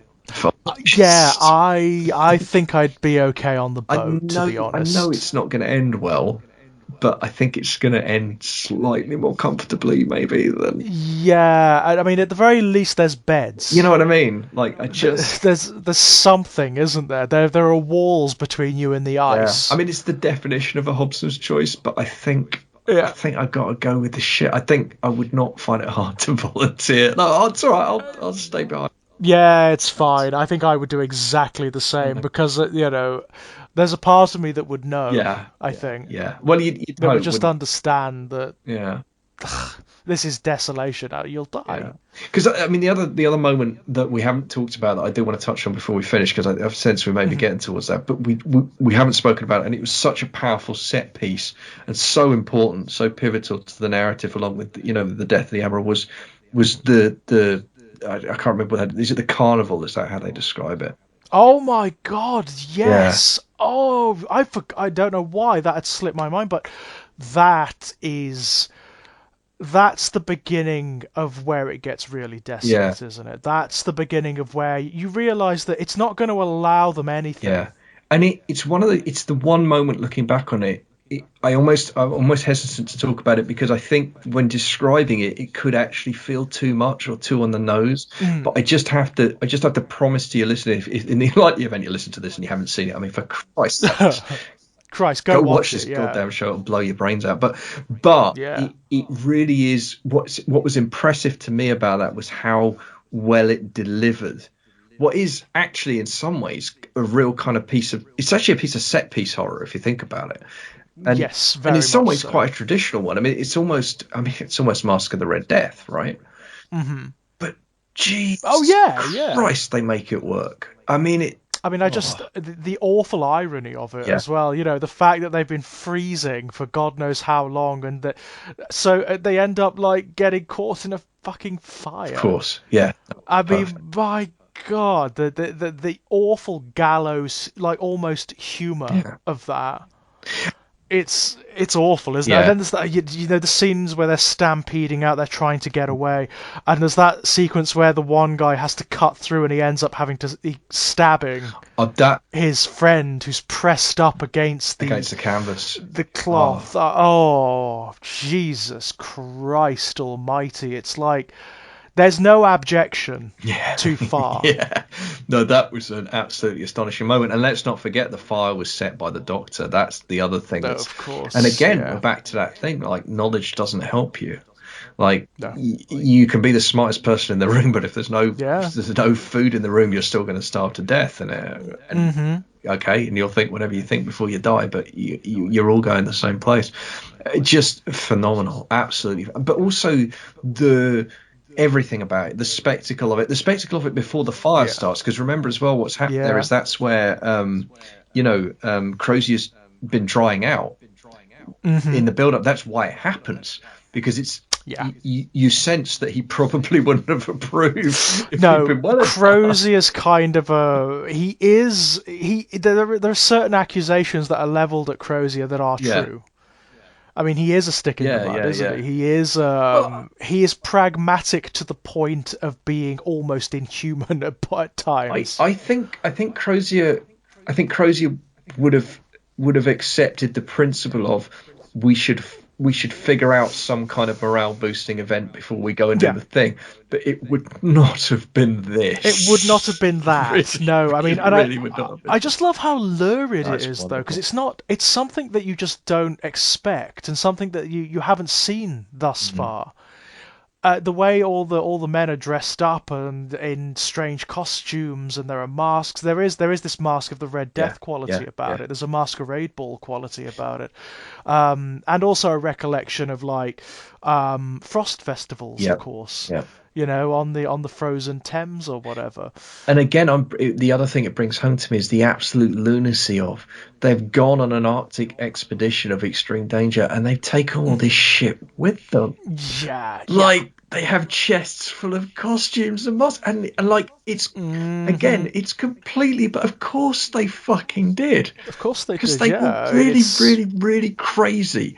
Before any of the lead got in them, they would start raving mad, because this is what Empire the real does poison. To you. Exactly. The real poison is Empire. That's right. That's the truth of it. The hubris of it, and of course they're punished for it, like wildly, in an almost divine way. Oh, it's Old Testament. That sequence, it's Old Testament as hell. It's one, and as you say, exemplified by the moment where the guy realizes he's got to cut through the canvas, and in doing so, cuts through his friend. I mean, it's repulsively awful. I mean, I that moment, I just like I could sort of see what this was going to be. Yeah. From that moment, there was nothing was off the cards in terms of misery and abjection here. I mean, in a show not short of bleak moments, it still stood out, didn't it? It was still it's because it was so avoidable.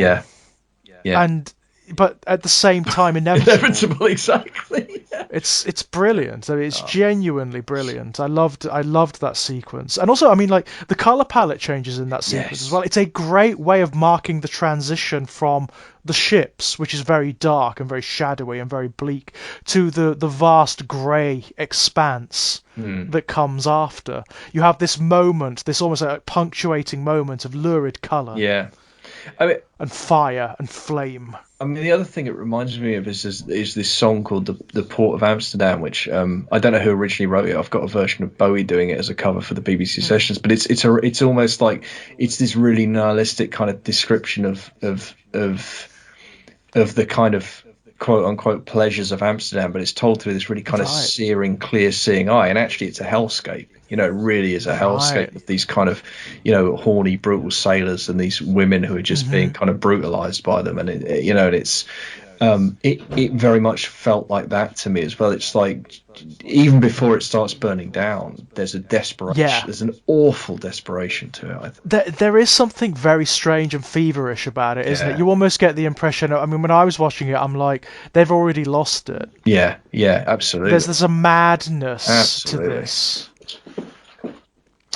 But my God, I love this so much. I can't. It's hard to, it's one of those things where I don't want to undersell it. I find it difficult to put into words how much I enjoyed this show. It's not just enjoyment, though.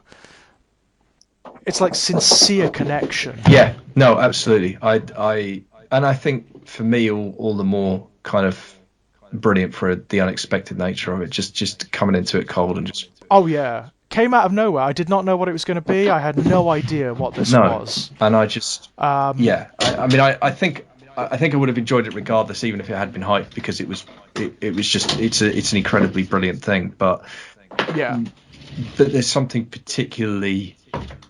For me, there's something particularly pleasurable about finding something like being surprised by something like that in that way. Oh yeah, and by something so dark, so bleak, so there is a nihilism here, definitely. Yeah.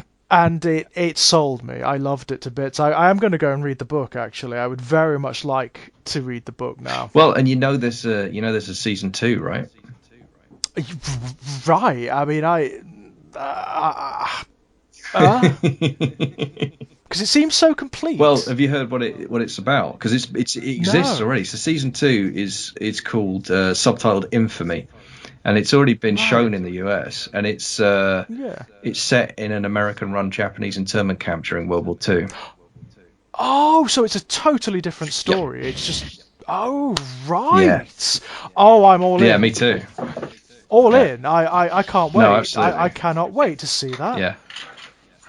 Yeah. My God, George Takei's in it, by the way. Well, wow. Yeah. I mean, God, talk about art imitating life, imitating art, imitating life. Well, yeah, right? you really feel like whatever he's involved, like he really felt this story, like he wanted to be involved. Yeah. Well, clearly. I mean, that Jesus. Yeah. So wow, I can't wait. There's something to look forward to. But yeah, I mean, and when I say that, I mean, like I say, it was shown in the US in 2019. It exists. It's out there, so we'll get it, I'm sure. Of course, my God, that excites me. Yeah, no, bring it on, because that really excites. I can't and it's so weird because I thought this was it. I thought this was its own self-contained thing. Yeah, I mean, it's a completely different cast. Obviously, it's an all-new cast. Well, yeah, but it's the same. I don't know. In fact, I don't know what the connective tissue is. I guess it's the studio and maybe the writers, maybe the creative team. I don't know. How much crossover there is, but yeah, it exists, and we will be getting it. And there's rumors about season 3. I don't know, but I mean, if it takes the same approach in terms of what we've been talking about in terms of themes and applies it to American-run Japanese internment camp in World War II, bring that one all the way on.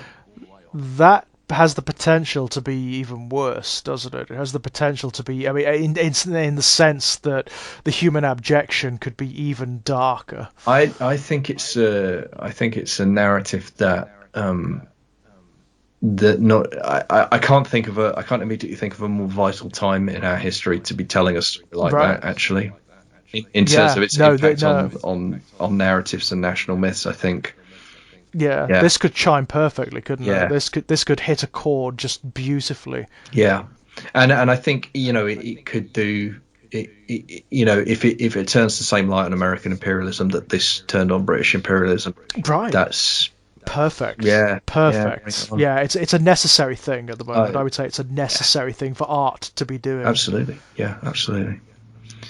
And on that note, Kit, shall we draw it to a close? Yeah, I mean, absolutely. Let's do that. I feel like this is probably one that's going to come up in further conversations down the line. I think so. There's so much. I mean, I just, I think it's possible to talk about this show endlessly. Yeah. There's so much. There's so much, and I've no doubt it'll come up again. But what a at some point. Again, what a thrill to have something like this that you already feel, certainly that I already feel is going to become a kind of touchstone for me. I mean, that's just totally. That's great. I've no doubt this is going to come up in like my work. Yeah, no, it's Like, I don't know what the impact is going to be, but it's going to have an impact. It feels like a challenge to me. Yeah. It does feel like a challenge to up your game in terms of the writing. I'm really like, okay, yeah, that's the kind of level of commitment you need to be bringing if you're going to do it. Yeah, I totally agree. Yeah, go forth and watch, guys. Yeah, absolutely. Really, with understanding what we've talked about here. You know, I can't emphasize enough, really, how affecting this is. Yeah, you know, this is take water breaks as necessary. Absolutely, this is depression on screen. Be warned. Yeah. Just be warned of that, because it goes there. It goes to these places and it evokes those states of mind, so be very, very careful. If you have a taste for that kind of thing, you probably won't find anything better. It's amazing. Yeah, no, it's really, really, really incredible piece of work. Brilliant. Well, Kit, is there anything that you'd like to pimp out before we skedaddle? I'll just mention a few things. I have entirely too much going on. If you want to sort of follow me on a day-to-day basis at KitConzo on Twitter, you'll find my increasingly kind of nihilistic terror and depression about politics kind of coming at you as a fire hose, but also, live tweeting of movie rewatches and various other bits and pieces. I am both the summer and the winter. Non-fiction at Ginger Nuts of Horror. My Life in Horror is the long-running column I got there. Very, very close to a conclusion now. There are only a few essays to go, but there's a huge back catalogue of stuff to read through there if you're new to my work. My fiction is available wherever books are sold.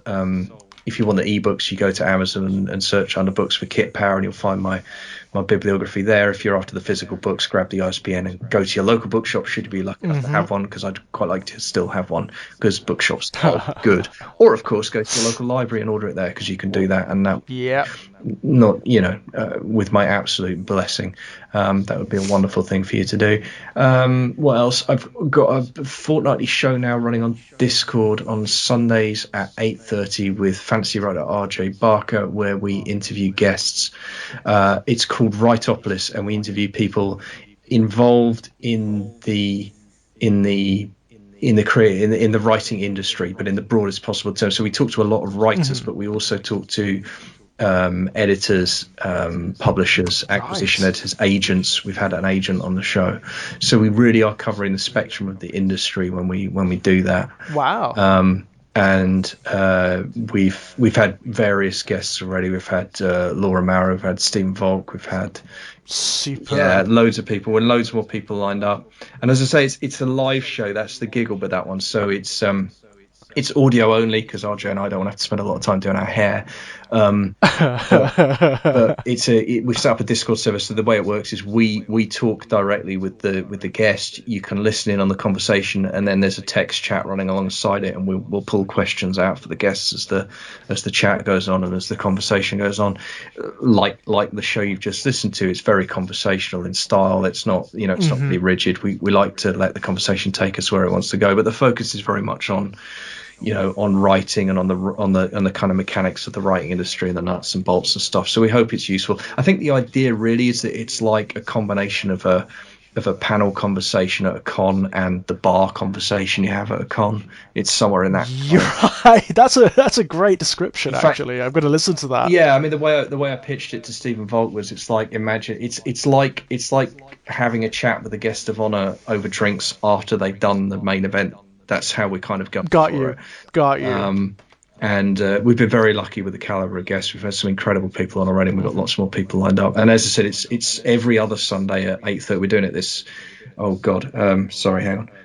So we're doing it next on the 19th, and then it's every 2 weeks after that. And it's Writopolis on Twitter at Writopolis, and then there's the link to the Discord there, and they're going out as podcasts as well after the event. So we've got brilliant links below, by the way, ladies and gents. Everything that Kit's mentioning here, links below.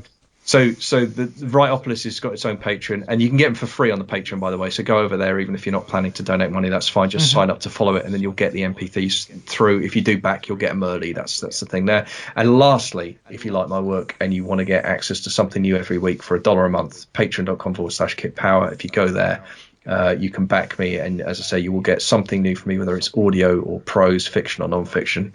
You get something new every week for $1 a month, and that's me. Brilliant, superb. Again, guys, links below if you want to go and see any of that. For myself, same as usual, guys. You can find me knocking about here on Exaggerated Elegy, Bloodborne again. Sorry. Apologies for that one. You can also find links to all of my published fiction on strangeplaygrounds.com, and there is the sequel to Born in Blood. The follow-up, Volume 2, is coming in summer from fantastic. Perpetual Motion Machine Publications, which I'm really, really, really happy about. And if you fancy a chat, you can come and chat to me over at Enigmatic Elegy on Twitter. So with that, thanks so much, Kit. I mean, we've been boiling about this one for a while. Had to chat about it. Absolutely. No, it's really it's such a thrill, isn't it, when something like that lands and you're just like, God Almighty, yeah. It's just like, oh God, yeah. Had to talk about it. Absolutely. And we will see you all again very, very soon, I'm sure. Until then, bye-bye. Bye for now. Thank you.